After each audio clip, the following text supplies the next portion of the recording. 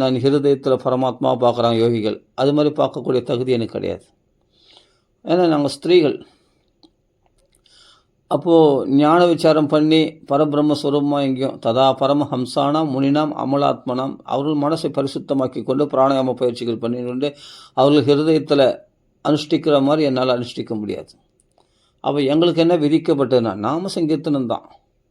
கிருஷ்ணாய வாசுதேவாய தேவகி நந்தனாயச்ச, அது ஒன்று தெரிஞ்சால் போதுமே. ஏன்னா அப்படியாப்பட்ட பரமஹம்சர்கள் யோகிகளுக்கும் பகவான் ஏன் புலப்படுறதில்லை அப்படின்னா அவர்கள பக்தி யோகத்தை அவர்கள் கடைசியில் பக்தி யோகத்தில் சரணம் அடையணும் என்பதற்காக பக்தி யோக விதானார்த்தம். அதுக்காக தான் பகவான் யோகிகளுக்கும் ஞானிகளுக்கும் கூட தான் புறப்படுறது இல்லையா. பகவான் சொல்கிறான் கீதையில், தபசுனால யாகத்தினால மற்ற விஷயங்களால் என்னை பிடிச்சிட முடியாது, பக்தி ஒன்றினால் தான் நான் பற்றப்படுபவன், பக்தி ஒன்றினால் தான் என்னை பிடிச்சிட முடியும் அர்ஜுனா. நீ பக்தனாகவும் பக்தோசி சகாச்சேதி, என் நண்பனாகவும் பக்தனாகவும் இருப்பதனால் உனக்கு இந்த ரூபத்தை நான் காட்டினேன். தேவர்களே என் ரூபத்தை பார்ப்பதற்கு ஆசைப்படுகிறார்கள், ஆனால் என் பக்தன் ஆகிய உனக்காக நான் இந்த ரூபத்தை காண்பிக்கிறேன்னு சொல்லிட்டு விஸ்வரூபத்தை காண்பிக்கிறார். பக்தர்களுக்கு தான் பகவான் வசப்படுவானே தவிர மற்ற யோகிகளுக்கு ஞானிகளுக்கும் பகவான் பிடிபடாதவன். மனசை பரிசுத்தமாக்கி அப்படிப்பட்ட சுத்தமான ஞானத்தில் கூட அவர்கள் பரமாத்மா அது பரபிரமமாக ஒன்றா அவங்க உணர முடியுமே தவிர பகவான் கிருஷ்ணனை நேரடியாக சாட்சாத்காரம் பண்ண முடியாது. அது பக்தியினால் தான் பகவானை இந்த ஊனக்கண்களாலும் பார்க்க முடியும், கிருஷ்ணனுடைய பூர்ணமான அனுகிரகத்தை பெற முடியும். அதனால் என்னென்னா சுலபமான வழி என்னென்னா அதுதான் சொல்கிற, கதம் பசியமே ஸ்திரீயா, ஸ்திரீகளாகிய நாங்கள் எப்படி நான் உங்களை கண்டு கொள்ள முடிந்தது அப்படின்னா பக்கத்திலே சொல்கிற அடுத்த ஸ்லோகத்திலே நாம சங்கீர்த்தனத்தினால்தான். கிருஷ்ணாய வாசுதேவாய, கிருஷி ப்ளஸ்ன ஆனந்தத்தை விருத்தி செய்வோம்னு சொன்னோம். கிருஷ்ணன்னா பரபிரம்மம்னு அர்த்தம், பகவான் அப்படின்னு அர்த்தம். கிருஷ்ணன்னா பாபத்தை போக்குபவர் அப்படின்னு ஒரு அர்த்தம். அதுபோல் பல அர்த்தங்கள் இந்த கிருஷ்ண நாமத்துக்கு உண்டு, அவ்வளோ விசேஷம். அடுத்தது வாசுதேவாய, வசுதேவர் புத்திரர் வாசுதேவர்னு நம்ம சுலபமாக சொல்லிடும். ஆனால் வாசுதேவன்ற சப்தமே ரொம்ப விசேஷம். வாசானாத் வாசுதேவஸ்ய வாசுதந்தே ஜகத்தையும் சர்வபூத நிவாசாசி வாசுதேவ நமஸ்துதே. எல்லா ஜீவராசிகளிடத்திலையும் வாசம் செய்வதால், எல்லா ஹிருதயத்திலையும் வாசம் செய்வதால் வாசுதேவன்ற சப்தமாக. அதுக்கு அர்த்தமே வேறு மாதிரி போகுது, எங்கேயோ ஆழ்ந்த அர்த்தம் வேறு, வெளிப்புறமான அர்த்தம் வசுதேவர் புத்திரர் வாசுதேவன் அப்படின்னு சொல்லிடுவாங்க. அதனுடைய உண்மையான அர்த்தம் வியாசாச்சாரியார் சொல்கிறார், வாசானாத் வாசுதேவ வாசிதந்தே ஜெகத்ரையும், எல்லா இடத்துலையும் வாசம் பண்ணக்கூடியவன், எல்லாத்துலேயும் வியாபிச்சு இருக்கக்கூடியவன் தான் வாசுதேவன்ற சப்தத்துக்கு உரியவன் என்று புகழ்கிறார்கள். அப்படிப்பட்ட நாமங்கள். அதனால் நாமத்தில் என்ன இருக்குதுன்னு நம்ம பார்க்க வேண்டிய அவசியம் இல்லை, அதுக்கு ஆழ்ந்த பொருள் இருக்குது.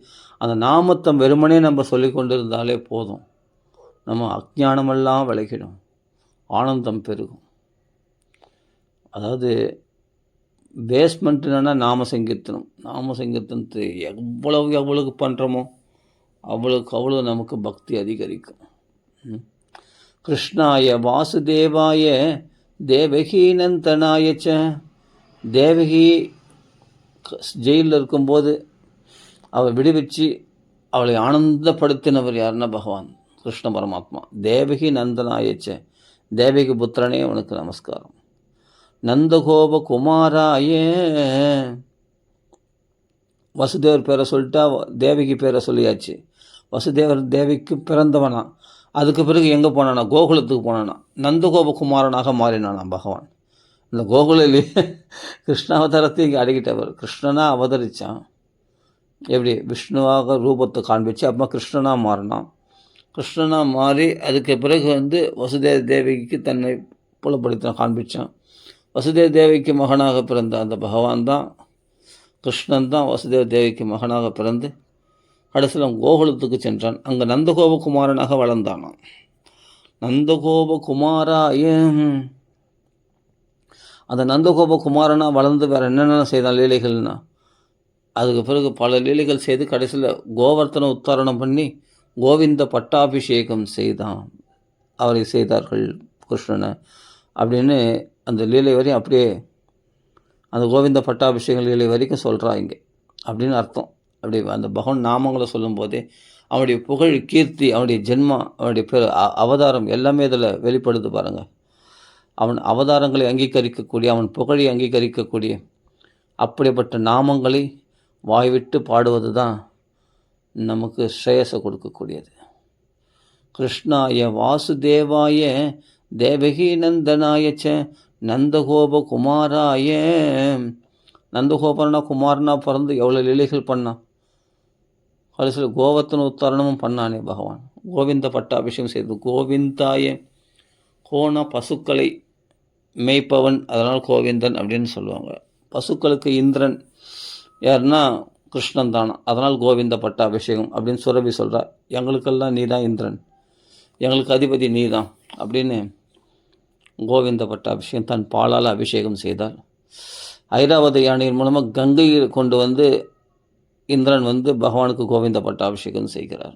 அந்த கோவிந்த குண்டு இன்றைக்கும் பிருந்தாவனத்தில் இருக்குது. ரொம்ப விசேஷம் அது. கோவிந்த என்ற அர்த்தம் என்னென்னா சகல ஜீவராசிகளுக்கும் ஈஸ்வரனாக அவளை ஆளக்கூடியவனாக இருப்பதனால் கோவிந்தன் அப்படின்னா. அப்படி பல அர்த்தங்கள் உண்டு அந்த கோவிந்தன்ற சப்தத்துக்கும். கோவிந்தம் ஆதி புருஷம் தமகம் பஜாமி. அப்படிப்பட்ட கோவிந்தன் தான் ஆதி புருஷனா. அவனுக்கு மேற்பட்ட புருஷன் கிடையாது, அவனுக்கு மேற்பட்ட தெய்வம் கிடையாது அப்படின்னு பல சாஸ்திரங்கள் சொல்லியிருக்கிறது. நந்தகோப குமாராய கோவிந்தாய நமோ நமக அப்படின்னு நமஸ்காரத்தில் முடிக்கிறா பாருங்க. நம பங்கஜநாபாய. அப்போது இந்த ஸ்லோகத்தில் கடைசியில் தான் நமஸ்காரம் சொல்கிறா. அதனால் என்ன பண்ணுறா, கடைசியில் நமஸ்காரம் சொல்கிற வரைக்கும் என் உடம்புல பிராணம் தைக்கிறதுக்கும் இருக்காதோ நான் நாம சங்கீர்த்தனம் பண்ணும்போது. அதனால் பதத்துக்கு நமஸ்காரம் பண்ணுறான். நம பங்கஜநாபாய. அப்படி நாபி கமலம் இருக்கு இல்லையா, அதில் தாமரை தோன்றிட்டான். அந்த தாமரை தான் உலக வடிவமான தாமரை. அந்த தாமரையில் 14 அடுக்குகள் கொண்டு, அதை 14 உலகங்கள் ஆகிய அந்த தாமரை, இந்த பிரபஞ்ச தாமரை, அதற்கு மேலே தான் பிரம்மதேவர் படைக்கப்பட்டார் அந்த நாபி கமலத்திலிருந்து. அதான் நம பங்கஜநாபாயம். எந்த பத்மநாபனுடைய வயிற்றில் தாமரை தோன்றி அதில் பிரம்மதேவர் உதயமாகி உலகம்லாம் சிருஷ்டிக்கப்பட்டதோ அப்படிப்பட்ட நாபி உடையவனே உனக்கு நமஸ்காரம். நம பங்கஜநாபாய நம பங்கஜ மாலினே. அப்படிப்பட்ட பக்தர்களால் சமர்ப்பிக்கப்பட்ட அந்த தாமரை மாலைகளை கழுத்தில் அணிந்தவனே உனக்கு அப்படிப்பட்ட தாமரை மாலை அணிந்தவனுக்கு நமஸ்காரம் அப்படின்றார். நம பங்கஜ நேத்ராய. உனக்கு தாமரைகளை அர்ப்பணம் பண்ணோம், தாமரை உனக்கு தோன்றமான, நீயே உன் கண்களே தாமரை வடிவமானது தானே. தாமரை இதழ்கள் போன்ற நீண்ட திருவழிகள் கொண்டவனாம் கிருஷ்ண பரமாத்மா. அதான் நம பங்கஜ நேத்ராய நமஸ்தே பங்கஜாங்கிரியே. கடைசியில் உன்னுடைய தாமரை இந்த 2 திருவடிகளை சேர்த்தா மலர்ந்த இதழ்கள் போல காணப்படும். அவனுடைய 2 திருவடியுடைய விரல்கள்லாம் பார்த்தா அந்த இதழ்கள் மாதிரி தாமரை மலர்ந்து இந்த அழகாக இருக்குது. அதெல்லாம் பார்க்குறதுக்கு அது மாதிரி 2 திருவடிகளை பார்த்தா தாமரை மலர்ந்தது மாதிரி இருக்குமா கிருஷ்ணனுடைய திருவடி பார்த்தா. அப்படியே நம்ம மனசு தியானத்தில் அப்படியே வருது இல்லை அந்த திருவடி தியானத்தில் அப்படியே மனசில் பதிய வைக்கிறார் குந்தி தேவி. பங்கஜா அங்கிரையே. அந்த தாமரை திருவடிகள் கொண்டவனே, அந்த தாமரை திருவடிகளுக்கு ஒரு நமஸ்காரம். அந்த நாபியில் ஏற்பட்ட அந்த தாமரைக்கு நமஸ்காரம், கண்களாகிய தாமரைக்கு நமஸ்காரம், தாமரை கழுத்தில் தாமரை மாலை அணிந்தவனுக்கு நமஸ்காரம். இப்படி பதமாக நமஸ்காரன்றான். ஒரு தாய் ஸ்தானத்தில் இருக்கக்கூடிய குந்தி தேவி இப்படி நமஸ்காரம் பண்ணுறாளே அப்படின்னா வேறு என்ன பண்ண முடியும்? நான் என்ன பண்ண முடியும்? நீ பண்ண உதவிகளுக்கு நான் ஏதாவது பதில் செய்ய முடியுமா? உனக்கு நான் எதுவும் இல்லை, எல்லாமே நீ தான் அப்படின்னு தான் மே நான் ஒன்றும் இல்லை, எல்லாம் நீ தான் அப்படின்றது தான் நமஸ்காரத்தினுடைய அர்த்தமே. கைகூப்பி கொண்டு அவங்களிடத்தில் என்ன பண்ண, கைகூப்பு நமஸ்காரத்தோடு போதும். ஏன்னா பகவானிடத்தில் போகும்போது ஒரு புஷ்பங்களையாவது கொண்டு போகணும், அவனுடைய கோயில்களுக்கு போகும்போது, அல்லது பழங்களையாவது கொண்டு போகணும். ஏன்னா வெறும் அப்படியேப்பட்ட ஏழ்மை நிலையில் இருந்த குசேலர் ஒரு அவளையாவது கொண்டு போனார் இல்லையா. வெறும் கையோடு போகவே கூடாது. பகவான் நமக்கு எவ்வளோ பெரிய நன்மைகள் செய்திருக்கிறான். அவன் கோயிலுக்கு போகும்போது வெறுங்கையோட போவ நீ? ஏதாவது ஒரு உபாயங்கள் கொண்டு போகணும். பகவான் ஆசைப்படுவானா? பகவானை கேட்குறானா? பத்திரம் புஷ்பம் பலம் தோயம் யோமே பக்தியா பிரயச்சேன்னு, ஒரு துளசியாவது கொண்டு வா, இல்லை புஷ்பங்களையாவது கொண்டு வா. இப்போ கோயிலுக்கு போனால் வாசலில் துளசிலாம் விற்பாங்க. நம்ம கொஞ்சம் எடுத்துன்னு போய் அதை வாங்கின்னு போய் பகவானுக்கு அர்ப்பணம் பண்ணால் தான் என்ன சொல்லுங்க பார்க்கலாம். அது பகவான் பக்தியோடு எனக்கு சமர்ப்பித்த நான் ஆசைப்பட்டு எடுத்துக்கிறேன் அப்படின்னு சொல்கிறான் இல்லையா? ஏதாவது கொண்டு போகலாமே. குசேலர் அடுத்த வேலை சாப்பாட்டுக்கு வழி இல்லை, குசேலர் வெறும் கையாட போனார் பகவான் இடத்துல. யோசிச்சு பாருங்கள், ஒரு அவளையாவது கொண்டு போனார் இல்லையா? அது மாதிரி பகவானுக்கு நம்ம ஏதாவது ஒரு உபாயத்தை கொண்டு போனோமா, அது பகவான் ஆசைப்படுறான், கேட்குறான். அதனால் சொல்கிறார்,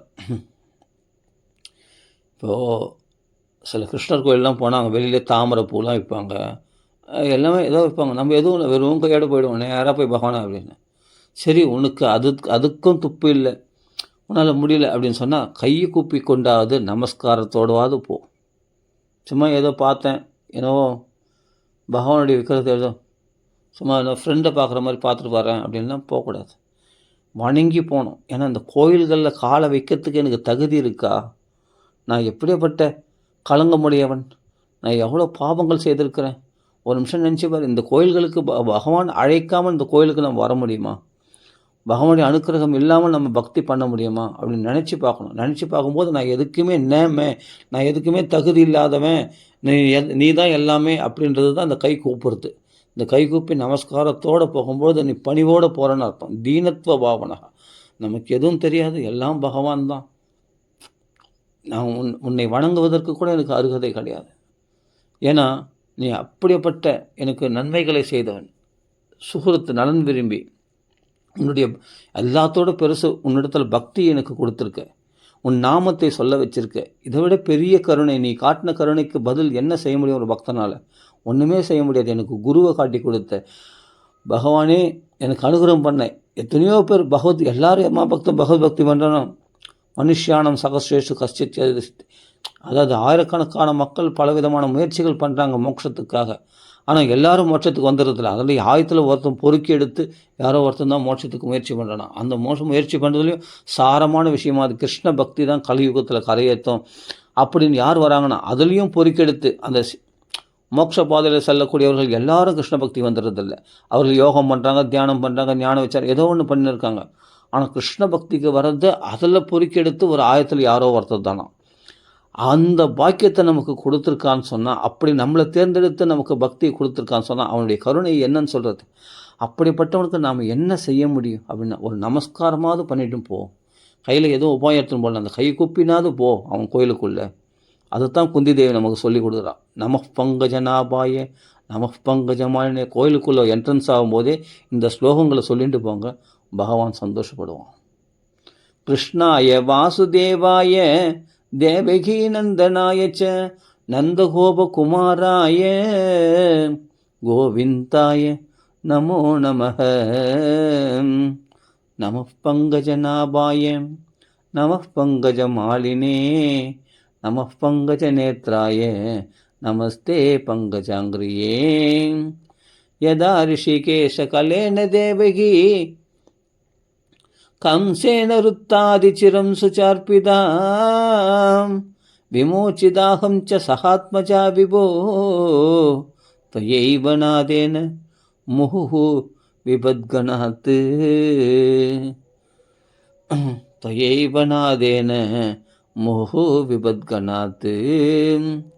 विशान्महाग्ने पुरुषाददर्शनात् असत्सभाया वनवासकृच्छ्रदः मृदे मृदे अनेक महारथ अस्त्रतः द्रौण्यस्त्रतश्चास्म हरे अभिरक्षितः. हरे अभिरक्षितः हरे अभिरक्षितः. அப்படிப்பட்ட பகவான் இந்த ஸ்தோத்திரங்களோட அதுக்கு தானே ஸ்துதி பிரதானமாக கொண்டது இந்த பாகவதம். நிறைய ஸ்தோத்திரங்கள் நிறைஞ்சிருக்கு. இந்த ஸ்தோத்திரம் உன்னால் நாம சங்கீர்த்தனம் பண்ண முடியல. ஸ்தோத்திரம் ஏதாவது ஒரு ஸ்தோத்திரம் விடியற் காலத்தில் எழுந்து கஜேந்திர ஸ்துதி படித்தா அவ்வளவு நன்மைகளாம். நைட்டில் ஏற்பட்ட துஸ்வப்னங்களாம் நாசம் அடையுமா. ஏதாவது கெட்ட சொப்னம் சில பேருக்கு பழிச்சிடும் இல்லையா, அது பழிக்காமல் இருக்கணும் துஸ்வப்னங்கள் கெட்ட சொப்னங்கள் அப்படின்னா இந்த கஜேந்திர ஸ்துதியை பாராயணம் பண்ணால் அந்த துஸ்வப்ன நாசனம், அந்த கெட்ட சொப்னங்கள் பழிக்காத போயிடும். அதே சமயத்தில் நமக்கு இந்த சம்சாரமே துஸ்வப்னந்தான். இல்லாத ஆசைகள்லாம் காட்டி நம்மளை மயக்கி இந்த மாயில் எப்படி படாத பாடுபடுத்துது, அதெல்லாம் போகணும்னா கஜேந்திர ஸ்துதியை படிக்கணும். ஓம் நமோ பகவதே தஸ்மை எதையதத் சிதாத்மகம் புருஷாய ஆதிபீஜாய பரேஷாய அபிதீமகி யஸ்மின் இதம் யதச்சேதம் ஏனதம் யுதம் இதம் ஸ்வயம் யோஸ்மாத் பரஸ்மாஸ்ட பரஸ்தம் பிரபத்திய ஸ்வயம்புவம் யஸ்வாத்மனி இதம் நிஜமாய் அற்பிதம் கொச்சித் விவாதம் கொச்சிதத் திரோஹிதம் அவித்ததற்கு சாட்சியுபியம் ததிக்ஷதே ச ஆத்மமூலோ அவதமாம் பராத்பரக காலேன பஞ்சத்மம் இதேஷு கிருஷ்ணசு லோகேஷு பாலேஷு சர்வஹேதுஷு தமஸ்ததாசித் ககனம் கபீரம் எஸ்தஸ்ய பாரி அபிவிராஜிதே விபு அப்படி தொடர்ந்து போயிட்டே இருக்கும். கஜேந்திர ஸ்துதி அதெல்லாம் மனப்பாடம் பண்ணி வைக்க வேண்டிய ஸ்துதிகள். அதெல்லாம் காலையில் இருந்து கஜேந்திர ஸ்துதி படிக்கணும், பிரகலாத் ஸ்துதி படிக்கணும். இதெல்லாம் நம்ம ஸ்துதிகள்லாம் ஈஸியாக பகவானை, அதுக்கு நீ அர்த்தம் தெரிய வேண்டிய அவசியமே இல்லை. அந்த ஸ்லோகங்களை அப்படியே பகவானத்தில் ஸ்தோத்திரம் பண்ணாவே போதும், ரொம்ப சந்தோஷம் அடைஞ்சிடுவான் பகவான். ஸ்ரீ கிருஷ்ணாய வயம் நுமக, நம்ம கிருஷ்ணனை எவ்வளோக்கு ஸ்துதிக்கிறோமோ, வயம் நுமக அவனை ஸ்துதிக்கின்றோமோ அந்தளவுக்கு தாபத்ரய விநாசாய நம்ம கஷ்டங்கள்லாம் விலகிறத நம்ம பார்க்கலாம். அவ்வளோ மனசுக்கு சாந்தி கிடைக்கும். அதெல்லாம் அனுபவிச்சவங்களுக்கு தான் தெரியும், பாகவதர்களுக்கு. அதனால் பகவன் நாமங்களை கீர்த்தனை பண்ணிட்டு அவன் கோயிலுக்குள்ளே என்ட்ரன்ஸ் ஆகும்போதே நமஸ்காரம் பண்ணிகிட்டே உள்ள என்ட்ரன்ஸ் ஆகணும். இந்த பாக்கியம் கொடுத்தி, இந்த கோயிலுக்குள்ளே வர பாக்கியம் கொடுத்து பக்தி பண்ணக்கூடிய பாக்கியம் எத்தனை பேருக்கு இந்த பாக்கியம் கிடைச்சிருக்குன்னு நினைக்கிறீங்க? மந்த பாக்கியாக கலியுகத்தில் நமக்கும் ஒரு இடம் கொடுத்து, நமக்கும் ஒரு பகவான் நாமத்தை சொல்ல வச்சு, இந்த ஒரு உயர்ந்த ஸ்டேட்டஸ் நமக்கு ஒரு குரு கொடுத்து எவ்வளோ பெரிய அனுகிரகம் பண்ணியிருக்கான். இதுக்கு நம்ம நன்றி கடன் பட்டவர்கள். அதனால் நம்ம எந்த உபாயம் கொண்டு போகலனாலும் கைகுப்பி கொண்டாது பகவானத்தில் செல்ல வேண்டும் அப்படின்னு. அங்கே போய் என்னவோ வரட்டு விஷயங்களை பேசலாம். அங்கே பகவான் இருக்கான், கோயில் இது, இங்கே பகவான் இருக்கான் அப்படின்னு பயந்து இருக்கணும். இங்கே தேவையில்லாத விஷயங்களோ கண்ட விவாதங்கள் அதெல்லாம் தேவையில்லாத விஷயங்கள் மற்றவங்க இடத்துல பேசிகிட்டு இருக்கிறதெல்லாம் கூடவே கூடாது. பகவான் தான் அங்கே பிரதானம்.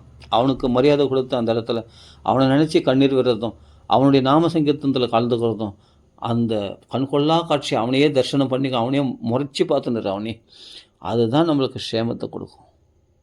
அப்படி ரசித்து இங்கே ஸ்தோத்திரம் பண்ணுறா பாருங்க. நம பங்கஜ நாபாய, நம பங்கஜ மாலினே, நம பங்கஜ நேத்ராய, நம பங்கஜ நேத்ராய, நமஸ்தே பங்கஜாங்கரியே அப்படின்னு அவனுடைய அங்கங்கமாக அப்படி ஸ்தோத்திரம் பண்ணுறா பாருங்க, நமஸ்காரம் பண்ணுறா பாருங்க. இதுதான் குந்தி அம்மா நம்மளுக்கு சொல்லிக் கொடுக்குற பக்தி மார்க்கம். இதை புரிஞ்சிக்கணும். அடுத்தது ரிஷிகேஷ். ரிஷிகே ப்ளஸ் ஈச அப்படின்னா இந்த புலன்களுக்கு ஈஸ்வரன் அவன்தானா. நம்ம புலன்களை நம்மளால் கண்ட்ரோல் பண்ண முடியுதா? ஏன்னா பகவான் கண்ட்ரோலில் இருக்குது இந்த புலன்கள் எல்லாம். அப்படியேப்பட்ட மனசு உள்பட எல்லா புலன்களும் பகவானுடைய கண்ட்ரோலில் இருக்குது. கர்மேந்திரியங்கள், ஞானேந்திரியங்கள் சொல்கிற 10 இந்திரியங்கள் சொல்கிறோம் இல்லையா? இதெல்லாம் இதுக்கெல்லாம் ஈஸ்வரன் யாருன்னா பகவான் தான். இவைகள்லாம் சரியாக பயன்படுத்த யாருன்னா அம்பரீஷ மகாராஜ் தான் சரியாக பயன்படுத்தினார். அப்படிப்பட்ட ஈஸ்வரனுக்கே அர்ப்பணிக்க வேண்டிய இந்த புலன்கள், அவனால் கொடுக்கப்பட்ட இந்த புலன்கள், அவன் கண்ட்ரோல் இருக்கிற புலன்களை அவனுக்கே சேவைகளாக பயன்படுத்தணும் அப்படின்றது தான் ரிஷிகேஷ். இந்த ரிஷிக ஈச, இந்த புலன்களுக்கு ஈஸ்வரன் அந்த பகவான். யதா ரிஷிகேஷ கலேன தேவகி கம்சேன ருத்தா அதிச்சிரம் சுச்சார்பிதா விமோச்சிதா அகம்ச சகாத்மஜா விபோ துவயைவநாதேன முஹு விபத்கனாத்து. அதாவது தேவகி 10 மாதம் சிறையில் அடைக்கப்பட்டிருந்தாள் வசுதேவரோடு. அப்போது தேவகி வசுதேவர் 6 குழந்தைகளை பலி கொடுத்துருக்கா. இந்த கம்சன் மகா பாவி ஆகிய, அவனை இப்போ பாவின்னு சொல்ல முடியுமா? அவன் மோட்சம் அடைந்திருக்கிறான் கம்சன், தாய் மாமன் கிருஷ்ணனுக்கு. அவன் 8வது கர்ப்பத்தினால் எனக்கு மரணம் அப்படின்னு தெரிந்து கொண்டு ஒவ்வொரு குழந்தைகளையும் கொன்றான். இது ஒருவேளை இது யமனுக்கு மிருத்தியாக இருக்குமோ, இது எனக்கு யமனாக இருக்குமோ அப்படின்னு பயந்து ஒவ்வொரு குழந்தைகளையும் கல்லில் மோதிய சாகடிச்சிட்டான். அப்போது அவள் நாதனாக அடைந்திருந்தது யாரை நம்பியிருந்தால் வசுதேவரை நாதனாக அடைந்திருந்தாள். அதனால் இந்த 6 குழந்தைகளும் காப்பாற்றப்படவில்லை. 6 குழந்தைகள் இந்த கம்சன் வந்து, ஏன்னா இன்னும் கிருஷ்ணாவதாரம் ஆகலை, இந்த கம்சன் வதம் பண்ணிட்டான் அநியாயமாக.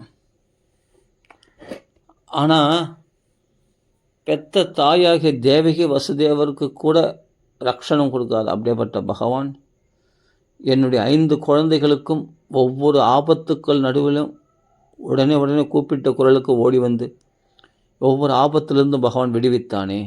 அப்போ பெற்ற தாயாகிய தேவகி, ஏன்னா அவள் முழுசாக நம்பியிருந்தது நாதனாக வசுதேவரை. ஆனால் நான் நாதனற்றவளாக பாண்டு மகாராஜன் இறந்த பிறகு இந்த 5 குழந்தைகளை நான் எப்படி ரட்சிக்கப் போகிறேன் என்று வருத்தப்பட்டு கொண்டிருக்கும் போது சிறு வயதில் துர்வாச மகரிஷி 5 கற்களை மந்திரித்து கொடுத்தார் அல்லவா, அந்த துர்வாச மகரிஷி தான் சொல்லியிருக்கார். அதே மாதிரி திரௌபதிக்கும் சிறு வயசில் வசிஷ்டர் சொல்லியிருக்காராம், கஷ்டம் வந்த காலத்தில் கோவிந்தனை நினச்சிக்கோ அப்படின்னு. அதே மாதிரி தான் அதே மாதிரி இவன் குந்தியும் குருவை ஆசிரிச்சவள், துர்வாசருக்கு பணிவிடை செய்தவள். அப்படியேப்பட்ட மகா கோபிஷ்டராகிய அவர் கோபம் பண்ணால் துர்வாசர் வந்து யாருமே கோபிஷ்டருக்கு உதாரணமாக சொல்லக்கூடாது. அதே மாதிரி கலகம் பண்ணுறவங்கள நாரதரும் சொல்லக்கூடாது. நாரதர் இல்லைன்னா நம்மளுக்கு பாகவதம் கிடையாது, ராமாயணம் கிடையாது. ஒரு பொழுதும் மகான்களை தயவு செய்து விளையாட்டுக்கு கூட இவர்களை கலகத்துக்காகவோ அல்லது கோபிஷ்டருக்காக இவங்களை விளையாட்டுக்கு கூட தயவுசெய்து சொல்லாதீங்க. அதெல்லாம் அபச்சாரம். அதெல்லாம் மகான்களை சேவிக்கலனா கூட, மகான்களை புகழனா கூட நம்ம புகழாக காட்டி கூட போகுது. ஆனால் மகான்கள் தயவுசெய்து அபச்சாரம் மட்டும் பண்ணாதீங்க. பண்ணிவிட்டு நம்ம பக்திக்கு பெரிய வீழ்ச்சி. நாரத கலகப்புரி என்றோ அது துர்வாசர் வந்து கோபத்துக்கு உதாரணமாகவும் நம்ம சொல்லவே கூடாது. நாரதருடைய கலகம் நன்மையில் தான் முடிஞ்சிருக்கு. எத்தனையோ விஷயங்கள் பாருங்கள், எல்லாம் அவருடைய கலகம் நல்லது தான் நடந்திருக்கு. பல பேருக்கு பல நன்மைகள் ஏற்பட்டிருக்கிறது. அதனால் நாரதரை வந்து கலகத்துக்கு நாரதரோ அப்படின்லாம் சொல்லக்கூடாது. அதெல்லாம் பெரிய அபராதம். பரம பாகவதர் அவர் நாரதர்லாம் நம்மளுக்கு பாகவதம் கிடையாது, மகாபாரதம் கிடையாது, ராமாயணம் கிடையாது, எதுவுமே கிடையாது. அவர் வந்து உபதேசித்து தான் வியாசர் வால்மீகிலாம் ராமாயணம் பாகவதம்லாம் எழுதுனதே, நம்மளுக்கு புரிஞ்சுங்க. அதனால் பரம பாகவதர் நாரதர். துர்வாச மகரிஷி கோபப்பட்டால் அவருக்கு தபஸ் அதிகரிக்குமா. எவ்வளோக்கு எவ்வளோ கோவப்படுறாரோ அவ்வளோ தபஸ் அதிகரிக்கணும். நம்மளாம் கோவப்பட்டால் இது பௌதிகத்தில் நமக்கெல்லாம் வீழ்ச்சி. அவருக்கு அப்படி ஒரு வரம் அவருக்கு ஏற்பட்டு இருக்கிறது. துர்வாச மகரிஷி இத்தனைவா சங்கரனுடைய அம்சம், சிவனுடைய அம்சம் பொருந்தியவர் அவர். அதனால் அவரை அபச்சாரமாக எதுவும் சொல்லக்கூடாது. கதையில் ஒன்றா சொல்லாமே தவிர அவர் வந்து யாருன்னா கோபிஷ்டராக இருந்தால் பெரிய ரொம்ப துர்வாசராக இருக்கார் அப்படின்னு சொல்லக்கூடாது. அது பெரிய அபராதம். பரம பாகவதர் அவர். அதனால் சொல்கிறார், துர்வாச பகவான் அபுத், அதாவது துர்வாசர பகவானாக இந்த பாகவத்தில் சொல்லப்பட்டிருக்கிறது. பகவான் செய்யக்கூடிய செயலை செய்தாராம். அம்பரீஷனை சோதித்து அப்படி புகழி உலகத்துக்கு காட்டினாராம். தன் பேருக்கு துர்வாச கோவப்பட்டு பிசாசு ஏவினார் அப்படின்னு தன் பேர் கெட்டால் கூட பரவாயில்ல, ஆனால் அம்பரீஷனை புகழி உயர்த்த வேண்டும் என்பதற்காக தான் அந்த லீலையை புரிந்தாராம். சபிக்கிற மாதிரி, அந்த பிசாசு ஏவுற மாதிரி அந்த அம்பரீஷனை புகழி உலகத்துக்கு பறைசாற்றி காண்பித்தார் திரிபுவனங்களுக்கும். அதே மாதிரி தான் பகவான் செய்கிற செயல் அப்படின்னா என்ன அர்த்தம்னா, எப்படி சீதை இடத்துல சந்தேகப்பட்டார் ராமர் அப்படின்னு எல்லாம் உலகெல்லாம் நிந்திக்கும் அப்படின்னு தெரிஞ்சு கூட, ஆனால் அக்னி பிரவேசம் ஆக்கி உலகத்துக்கெல்லாம் அவள் மகா பதிவிரதை என்பதை உலகத்துக்கு தெரியப்படுத்தினாரோ ராமச்சந்திரமூர்த்தி. அது மாதிரி அந்த பகவான் செய்கிற செயலை துர்வாச மகரிஷி அம்பரீஷனுடைய புகழை உயர்த்துவதற்காக கொஞ்சம் கடுமையாக சோதிச்சிட்டார். இதுதான் விஷயம். அப்படி அவங்களாம் பகவான், துர்வாச பகவான் அபுத் அப்படி நம்ம பகவான்னு சொல்லியிருக்காங்க. அப்படின்னும் போது நாம் அவங்களெல்லாம் கோபிஷ்டர் யாராவது கோபத்தில் இருக்காங்கன்னா அவங்கள உதாரணமாக துர்வாசர் சேர்த்து சொல்லக்கூடாது. ரொம்ப ஜாக்கிரதையாக இருக்கணும் அதெல்லாம். சரி, அப்படிப்பட்ட கம்சன் வந்து நீண்ட காலமாக 10 வருஷமாக சிறையில் அடைச்சி வச்சான். ஆனால் 10 வருஷம் பொறுத்து தான் கிருஷ்ணன் வந்து விடுவிச்சான் இல்லையா, 8வது கர்ப்பத்தில் தோன்றி. அதே சமயத்தில் 6 குழந்தைகளும் கொல்லப்பட்டார்கள். ஏன்னா அவளுக்கு நாதன் இருக்கான், தேவகிக்கு வசுதேவர், அவர் தான் ரட்சிக்கணும். ஏன்னா அவரையே நம்பியிருந்தா தேவகி. நியாயம்தான். ஆனால் சக்தியற்றவர் ஆசிரிச்சு என்ன பிரயோஜனம்? தானே விலங்குகளை கட்டுப்பட்டு இருக்கிற வசுதேவரை ஆசிரிச்சு என்ன பிரயோஜனம்? அதனால்தான் குழந்தைகளை இழந்தாள் அப்படின்னு சில மகாத்மாக்கள் அப்படி வியாக்கியானம் பண்ணியிருக்காங்க. ஏன்னா இங்கே அப்படி தான் சொல்லியிருக்கு. ஆனால் விமோச்சிதாகம் ச சக ஆத்மஜா விபோ. நான் எனக்கு ஒரு துன்பங்கள் இல்லை, தடிக்க வேண்டாம் எனக்கு துன்பங்கள் தான். என் கதையே மகாபாரதம். அந்த பாரதத்தில் பார்த்தா பல துன்பங்கள், அந்த துன்பத்தினுடைய லிஸ்ட்டு இப்போ போட போகிறா அடுத்த ஸ்லோகத்தில். விஷான் மகாக்னே புருஷாத தசா அப்படின்னு பல துன்பங்கள், அதெல்லாம் அதுவே லைட்டாக தான் சொல்கிறான். அதுக்கு மேலே நிறைய துன்பங்கள் வந்திருக்கு. மகாபாரதம் படித்து பார்த்தா தெரியும். பாண்டவர்களுக்கு எக்கச்சக்கமான துன்பங்கள். அவள் மேலோட்டமாக சொல்லியிருக்கா குந்தி தேவி. நிறைய துன்பங்களை அனுபவித்தாங்க. துரியோதனை அப்படி கஷ்டப்படுத்தினான். அந்த ஒவ்வொரு துன்பங்களுக்கு நடுவிலும் பகவானுடைய அருளை பார்க்கலாம். நாம் பகவான் எப்படிலாம் விடுவிச்சிருக்கான், பாண்டவர்கள் எப்படிலாம் காப்பாற்றிருக்கான், எவ்வளோ மிராக்கல்ஸ், எவ்வளோ அதிசயங்களை பண்ணியிருக்கான்னு நம்ம பார்க்கலாம். அப்படி என் குழந்தைகளோடு நான் ரட்சிக்கப்பட்டேனே, ஹரே அபிரக்ஷிதா, நீ ரட்சித்து என்னை காப்பாற்றிருக்கே கிருஷ்ணா அப்படின்னு அதை கைகூப்பி நமஸ்காரம் பண்ணி, இப்படியெல்லாம் உன் கருணையினால் என்னை காப்பாற்றியிருக்கிறாய், இதுக்கு நான் பதில் என்ன செய்ய முடியும்? ஒன்றும் செய்ய முடியாது. அப்போ பெற்ற தாய் தந்தையாகிய தேவகி வசுதேவரை விட இந்த அத்தையாகிய குந்தி, பக்தையாகிய இந்த குந்தி இடத்துல உனக்கு அவ்வளோ பிரியமா, அவ்வளோ பிரேமையா, அவ்வளோ கருணையா என்று ஸ்துதிக்கின்றாள். விமோச்சிதாகம் ச சகாத்மஜா விபோ துவயைவ நாதின முகு விபத்கணாத்து. பல அடிக்கடி நிறைய விபத்துக்கள் வந்தது. அந்த விபத்துக்கள் இருந்தால் எங்களை காப்பாற்றினியே கிருஷ்ணா. அப்படி தான் உங்களை நான் என்ன காப்பாற்றிட்டேன் அத்தை, அப்படி என்ன விபத்துக்கள் காப்பாற்றிட்டேன்னு சொல்லட்டா? லிஸ்ட்டு போட்டா? விஷான் மகாக்னே புருஷாத தர்ஷனாத்து அசத் சபாயாம் வனவாச கிருச்சித மிருதே அநேக மகாரதாஸ்திரத திரௌண்யஸ்திரதாஸ்ம ஹரே அபிரக்ஷிதா. சின்ன வயசில் விளையாடும்போது துரியோதனை பார்த்தா பாண்டவர்களை பார்த்தா துரியோதனாதிகளுக்கு பிடிக்காது. இவன் எங்கடா புதுசாக வந்தான். அதாவது காட்டில் பாண்டு மகாராஜ் இறந்த பிறகு குந்தி அம்மா தன் 5 பிள்ளைகளோடு வந்து சேர்ந்தா. திருதராஷ்டிரனுடைய ஆதரவு கிடையாது. சும்மா வெளிப்புறமாக திருதராஷ்டிரன் நல்லா ஆதரவு கொடுக்குற மாதிரி, வாமா அவன் பிள்ளைகள்லாம் வாமா அப்படின்னு சேர்த்துக்கிற மாதிரி சேர்த்துக்கிட்டான். ஆனால் உள்ளுக்குள்ளே துவேஷம் இருக்குது. சொத்துக்கு பங்காளிகளாக வந்துட்டாவே உறவினர்கள் அந்த துவேஷம் ஏற்படும் இல்லையா? அந்த துவேஷம் ஏற்பட்டது. துரியோதனாதிகளுக்கும் இவரில் பார்த்தா பிடிக்கலை. இந்த பீமன் என்னென்னா கொஞ்சம் இந்த கிண்டல் பேர் வழி, அதாவது என்னென்னா கொஞ்சம் அட்டகாசம் பண்ணுவான், நல்லா சாப்பாட்டுறாமன், சும்மா விளையாட்டாக அடிப்பான், குத்துவான், கொஞ்சம் இதெல்லாம் பார்த்தா துரியோதனுக்கு பிடிக்காது. துரியோதன உடனே இது விளையாட்டாக பண்ணுறான், விளையாட்டாக சில சீன்றது, இப்போ அடிக்கிறது, ஒரு ஜாலியாக விளையாடுறது போய் அது சீரியஸாக எடுத்துன்னு என்ன பண்ணான் துரியோதனை, பகை உணர்வோட பீமசேனோட சண்டை போடுவான் அடிக்கடி. அப்போ பீமசேனன்னு பார்த்தா பிடிக்காது அவனுக்கு. பீமசேனை கொஞ்சம் முரட்டுத்தனமாக நடந்துப்பான், முரட்டுத்தனமாக விளையாடுவான். ஆனால் இதே பஞ்ச பாண்டவர் அர்ஜுனன் கூட தன் பாகத்தை சாப்பிட்டானா உடனே அர்ஜுனை போய் அடிக்க போவான் பீமன். விளையாட்டுக்காக இதெல்லாம் அண்ணன் தம்பி விளையாட்டு கூட அது ஜாலியாக விளையாடுறது, அது பெருசாக எடுத்துட்டு அதையே பகை உணர்வாக பீமன் கொஞ்சம் முரட்டுத்தனமாக நடந்துக்கிறத பார்த்து துரியோதனுக்கு பிடிக்காது. நம்மளை அடிக்கிறானே, ஏதாவது பாச இது பண்ணால் அவனை மிரட்டுறானே, இது பண்ணுறான்னு பிடிக்காது. அதனால என்ன பண்ண, இவன் சீரியஸாகவே சண்டை போடுவான் துரியோதனை. பீமனை பார்த்தா வேணும்னே விளையாட்டாக சண்டை போட்டு அதை சீரியஸாக சண்டை போட்டு அவனுக்கு மல்யுத்தமே நடக்கும். ஒருத்தர் 2 பேருக்கும், இந்த 2 பேருக்கும் பீமனுக்கு துரியோதனுக்கும் இப்படி நடக்கும்போது இதுவே பெரிய பகை உணர்வாக மாறிவிட்டது கடைசியில். அதனால் என்னென்னா பீமசேனனை கொன்னுடணும் அப்படின்னு ஆசைப்பட்றான். ஏன்னா இவனுக்கு என்னென்னா விளையாட போவான், பழங்கள் கொடுக்கலன்னா இவன் போய் பறிச்சுப்பான் அந்த பழத்தெல்லாம், அவங்கள பிடிங்கி சாப்பிடுவான் பீமன். ஒரு உரிமையாக நம்ம அண்ணன் தம்பிகள் தானே அப்படின்ற உரிமையாக. இது துரியோதனுக்கு பிடிக்காது இது. அதனால் என்ன பண்ண, அந்த பீமசேனனை பார்த்தா பிடிக்காததுனால பீமனுக்கு விஷம் வச்சு கொன்னுடணும். இவனுக்கு குறுக்கு புத்தி எப்படி இருக்கு பார். விளையாட்டுக்கு இப்போல்லாம் விளையாடாத முரட்டுத்தனமாக உடனே தர்மபுத்திரர்கள் போய் சொன்னால் அவர் டே அப்படிலாம் பண்ணாடுன்னு சொன்னால் நாமளெல்லாம் ஒரே 105 பேரும் அண்ணன் தம்பி தாண்டா அப்படின்னு அவர் சொல்ல போகிறாரு. அன்பை பழகலாம். பாண்டவர்கள் கிட்டவே சேர்க்கக்கூடாதான். தன்னுடைய தம்பிமார்கள் தான் தனக்கு தம்பிமார்கள், அந்த பாண்டவர்கள் நமக்கு சம்மந்தமே இல்லை அப்படின்னே துரியோதனன் வளர்றான். அந்த திருதராஷ்டிரனுடைய புத்தி அப்படியே இருக்குது. அதாவது இதெல்லாம் தாய் வழியாக தந்தை வழியாக வரக்கூடிய இந்த சுபாவங்கள் பாருங்கள். துரியோதனன் தான் கலியனுடைய அம்சம்தான் துரியோதனங்களை சேர்ந்துருந்துதான். அதனால தான் அவனுக்கு அந்த கோரமான சுபாவங்கள்லாம் ஏற்பட்டது. அதனால் புரிஞ்சுக்கணும். ஏன்னா குந்தி தேவி வந்து கர்ப்பத்தில் குழந்தை பிறந்த உடனே அவளுக்கு தான் சூரிய பகவானுடைய அனுகிரகத்தினால சின்ன வயசுலேயே வந்து கர்ணன் பிறந்தார். பிறகு வந்து தர்மராஜனுடைய அனுகிரகத்தினால தர்மபுத்திரர் பிறந்தார். வாயு தேவனுடைய அனுகிரகத்தினால வந்து பீமன் பிறந்தார்.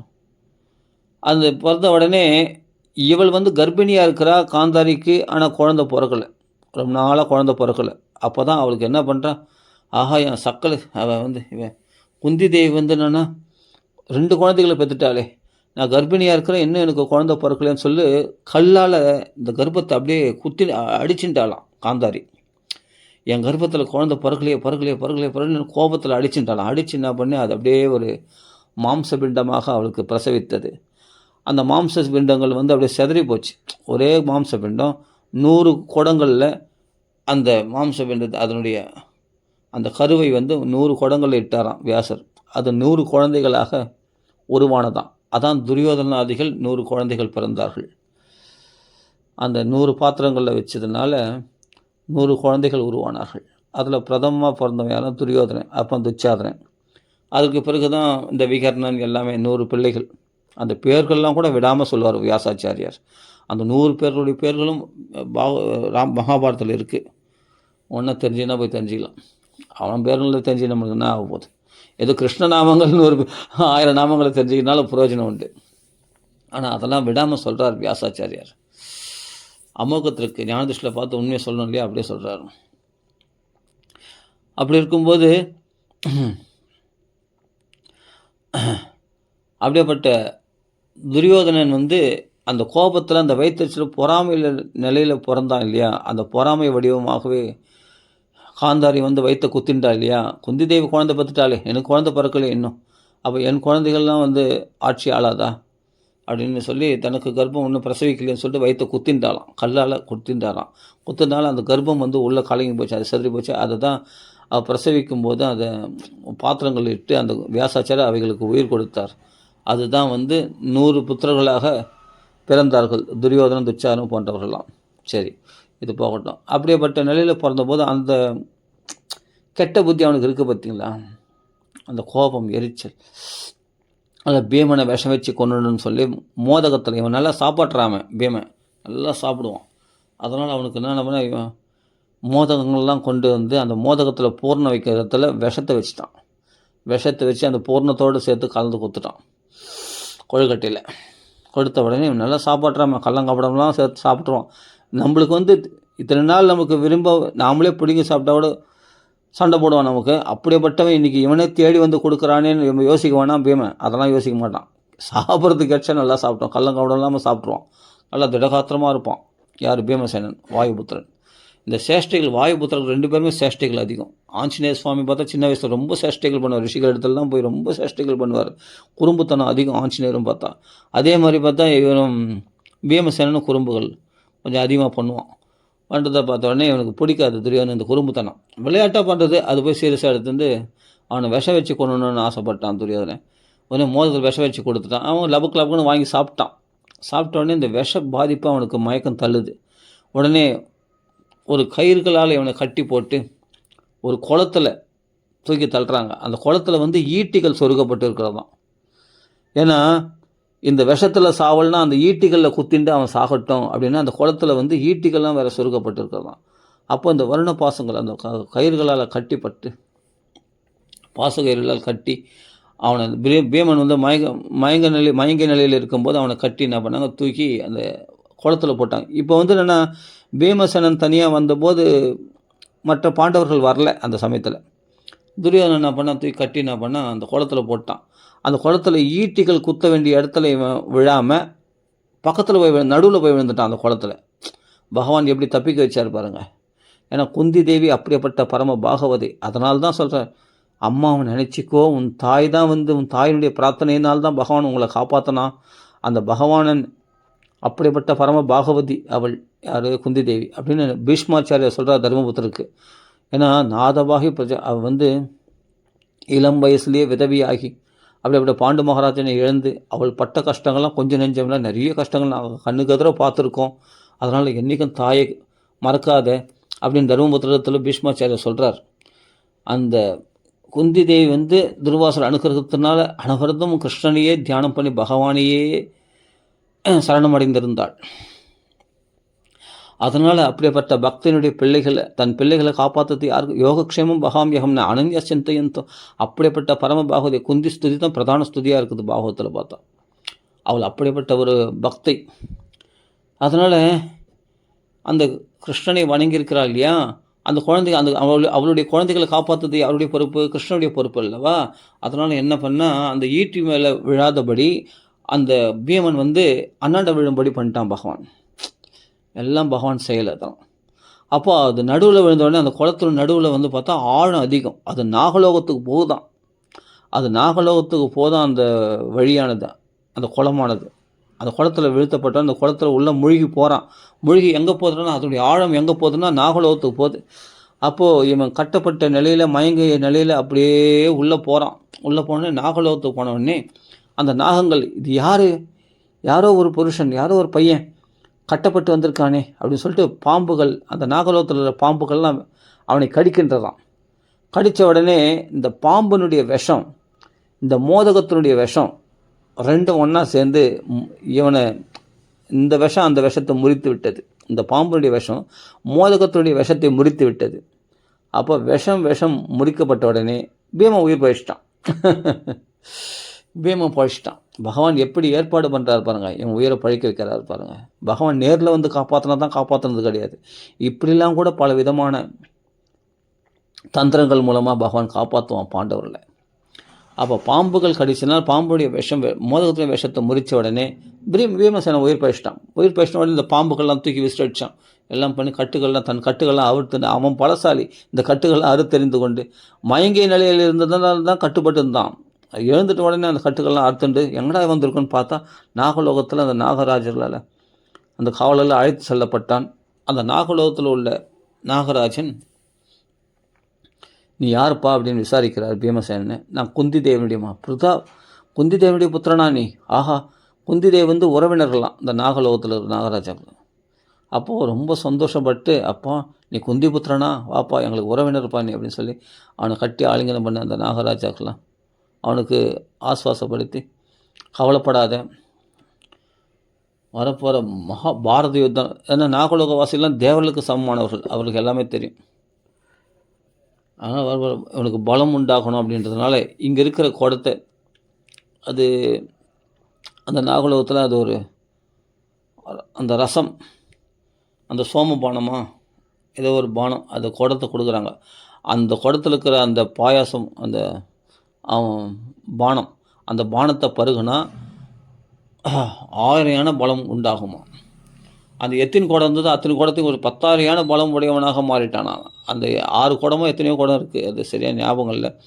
அந்த 6 குடத்தில் உள்ள ரசத்தையும் பானம் பண்ணிட்டானான் பீமசேனன். இதில் பருகுப்பா அப்படின்னு சொன்னோடனே நாகலோகத்தில் கொடுத்தோடனே அந்த பானத்தை அப்படியே மொத்தமாக குடமாக பருகிட்டானான். அவ்வளோ சாப்பாட்டுறாம நல்லா பருகுந்தாலும் இவனுக்கு 10,000 யானை பலம் உடையவனாக மாறிட்டான். அப்போ நாகராஜா சந்தோஷப்பட்டு ஆசீர்வாதம் பண்ணி, நீ போ, இனிமேல் உனக்கு தான் ஜெயம், பகவான் உங்கள் பக்கம் இருக்கிறான், அப்படிதான், உன் தாய் எனக்கு வேண்டியப்பட்டவள் தான், உறவினர் தான், அதனால் நீ போயிட்டு வா நல்லபடி அப்படின்னு சொல்லி அவனை கொண்டு வந்து கரையில் சேர்க்கிறாங்க. பீமசேனன் விஷம் கொடுத்து கொலை பண்ண நினைச்ச துரியோதனன் ஆனால் போய் எப்படி வரான், 10,000 யானை பலத்தோடு வெளியே வரான். அதான் பகவானுடைய செயல். இதுதான் விஷான். அப்போ அந்த நாகலோகத்திலேருந்து 10,000 யானை பலத்தோடு வரான். அவள் கொடுத்த பானத்தை பருகுந்தால் அவனுக்கு 10,000 யானை பலம் உண்டாயிடுச்சு. அதை பருகுந்தால் அது எத்தனை குடம்ன்றது ஞாபகம், எத்தனையோ 6 குடமோ எத்தனையோ குடம், அதை குடிச்சிட்டா அது 10,000 யானை பலம் உனக்கு உண்டாச்சு. அது வரையும் தெரிஞ்சால் போதான், அவ்வளோதான். அப்படி கரையில் கொண்டு வந்து விட்டுட்டு அவர்கள் போய்விட்டார்கள் இந்த நாகலோகவாசிகள். இவன் பாட்டுக்கு வீட்டுக்கு வரான். அப்போ இவங்கெல்லாம் தேடுறாங்க, யார், குந்தி தேவி. பீமன் காணாமல் போயிட்டானே, எங்கே பாண்டவர்கள்லாம் அர்ஜுனை கேட்குறா, சகுல நகாதேவர் கேட்குறா, தர்மபுத்திரர் தெரிலமா, எங்கேயோ போனான், துரியோதனன் கூட தான் விளையாட போனான். துரியோதனை போய் கேட்டால், ஆமாம் உன் பிள்ளையை பார்த்துன்னு தான் என் வேலையா, அவன் எப்போ வீட்டுக்கு போயிட்டான் போ அப்படின்னு துரியோதனன் கத்துறான். துரியோதனங்களுக்கு பேச முடியாது, அவன் மகா கோபிஷ்டன்.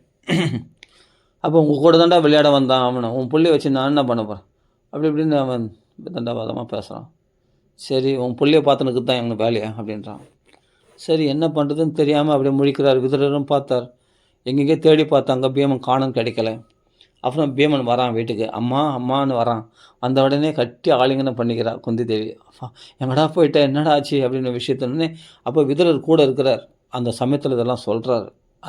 பீமன் சொல்கிறான், இது மாதிரி பண்ணாமா துரியோதனை, விஷம் வச்சு கொண்டு என்னை கொல்ல பார்த்தாமா, என்னை கட்டி போட்டு இவ்வளோ குளத்தில் தான் அங்கே வந்து உங்களுக்கு உறவினர் இல்லாமே நாகலோகத்தில் இப்படின்னு விஷயத்தெல்லாம் சொன்ன உடனே கேள்விப்பட்டு சந்தோஷம் அடைந்து உடனே ஆவேசப்பட்டால், எங்களை வாழ விடாமல் பண்ணுறாங்களே இந்த துரியோதனாதிகள், இந்த குழந்தைய நான் எப்படி காப்பாற்ற போகிறேன், நானே அனாதையாக வந்திருக்கேன், எங்களுக்கு யார் கதி, இப்படி இந்த குழந்தைகளோடு இப்போ நான் நம்பி எப்படி விடுவேன் நான் இந்த குழந்தைகளை, என் விஷம் வச்சு கொல்ல பார்க்குறானே இவன், நான் என்ன தான் பண்ணுறது அப்படின்னு விதுரர் சொல்கிறார். பொறுத்துக்கோ, பொறுத்தார் பூமி ஆழ்வார், பொங்கியவர் காடாழ்வார்.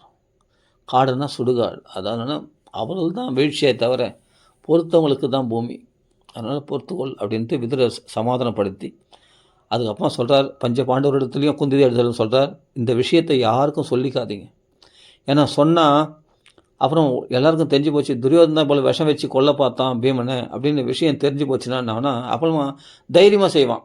நான் குற்றவாளி ஆகிட்டேன்ல, அதனால தான் நான் இப்போ தைரியமாகவே அவனை கொல்றதுக்கு நான் முயற்சி பண்ணுவான். இப்போ தெரியாமல் இருக்கிறவனே அவன் பயந்துருப்பான், இந்த விஷயம் யாருக்கும் காது படக்கூடாது அப்படின்னு துரியோதனை கொஞ்சம் பயம் இருக்கும்.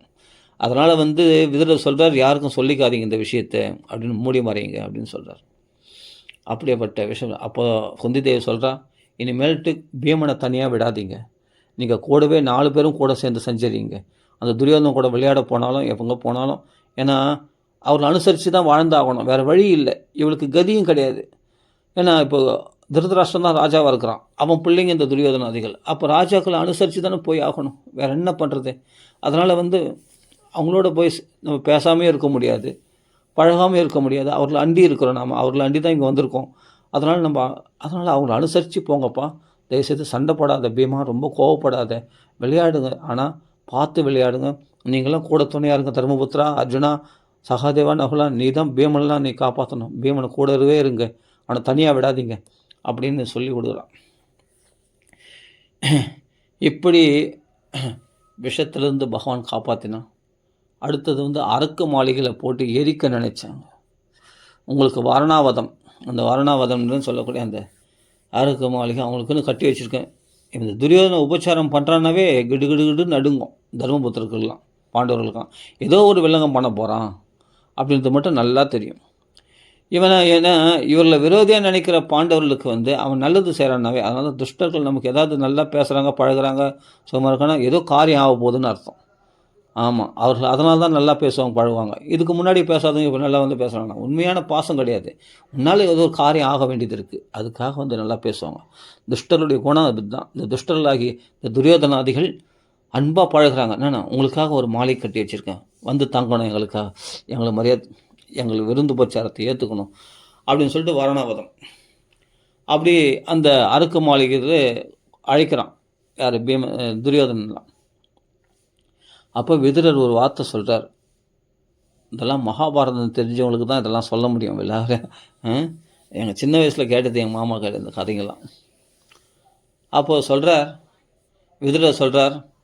விதுரர் தனியாக பாண்டவர்களுக்கு விதுருக்கு தெரியும் இவள் அரக்கு மாளிகை கட்டியிருக்காங்க, அதில் எரிக்கிறதுக்காக தான் இவன் அழைச்சிட்டு போகிறான் துரியோதனை அப்படின்னு நல்லா தெரியும். அரக்குனா இந்த அரக்குனாலே இந்த மெழுகில் இந்த அரக்குன்னா அது சுலபமாக தீப்பற்றக்கூடியது,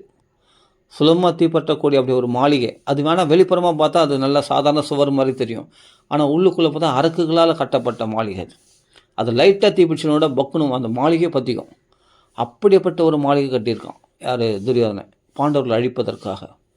அந்த அரக்கு மாளிகை அது அரக்குனால் கட்டப்பட்டது, சுலபமாக அந்த மெழுகு மாதிரி சுலபமாக தீப்பற்றக்கூடியது. ஆனால் வெளிப்புறமாக பார்த்தா நல்லா பில்டிங் மாதிரி எல்லா மாளிகை மாதிரி இருக்கும், பார்த்தா அழகான மாளிகை. அப்படி அலங்காரம் பண்ணி ஒரு மாளிகை கட்டி அதில் தங்க வைக்கிறான். தங்க வைத்து ஆயுஷன் கொண்டு போகும்போது விதுரர் தர்மபுத்திரருக்கு ஜாக்கிரதை பற்றணும்னு எத்தனையோ சொல்ல முயற்சி பண்ணுறார். ஆனால் துரியோதனன் அங்கே வந்துடுறான். என்ன சித்தப்பா என்ன பேசுகிறீங்க, உடனே வந்துடுவான்.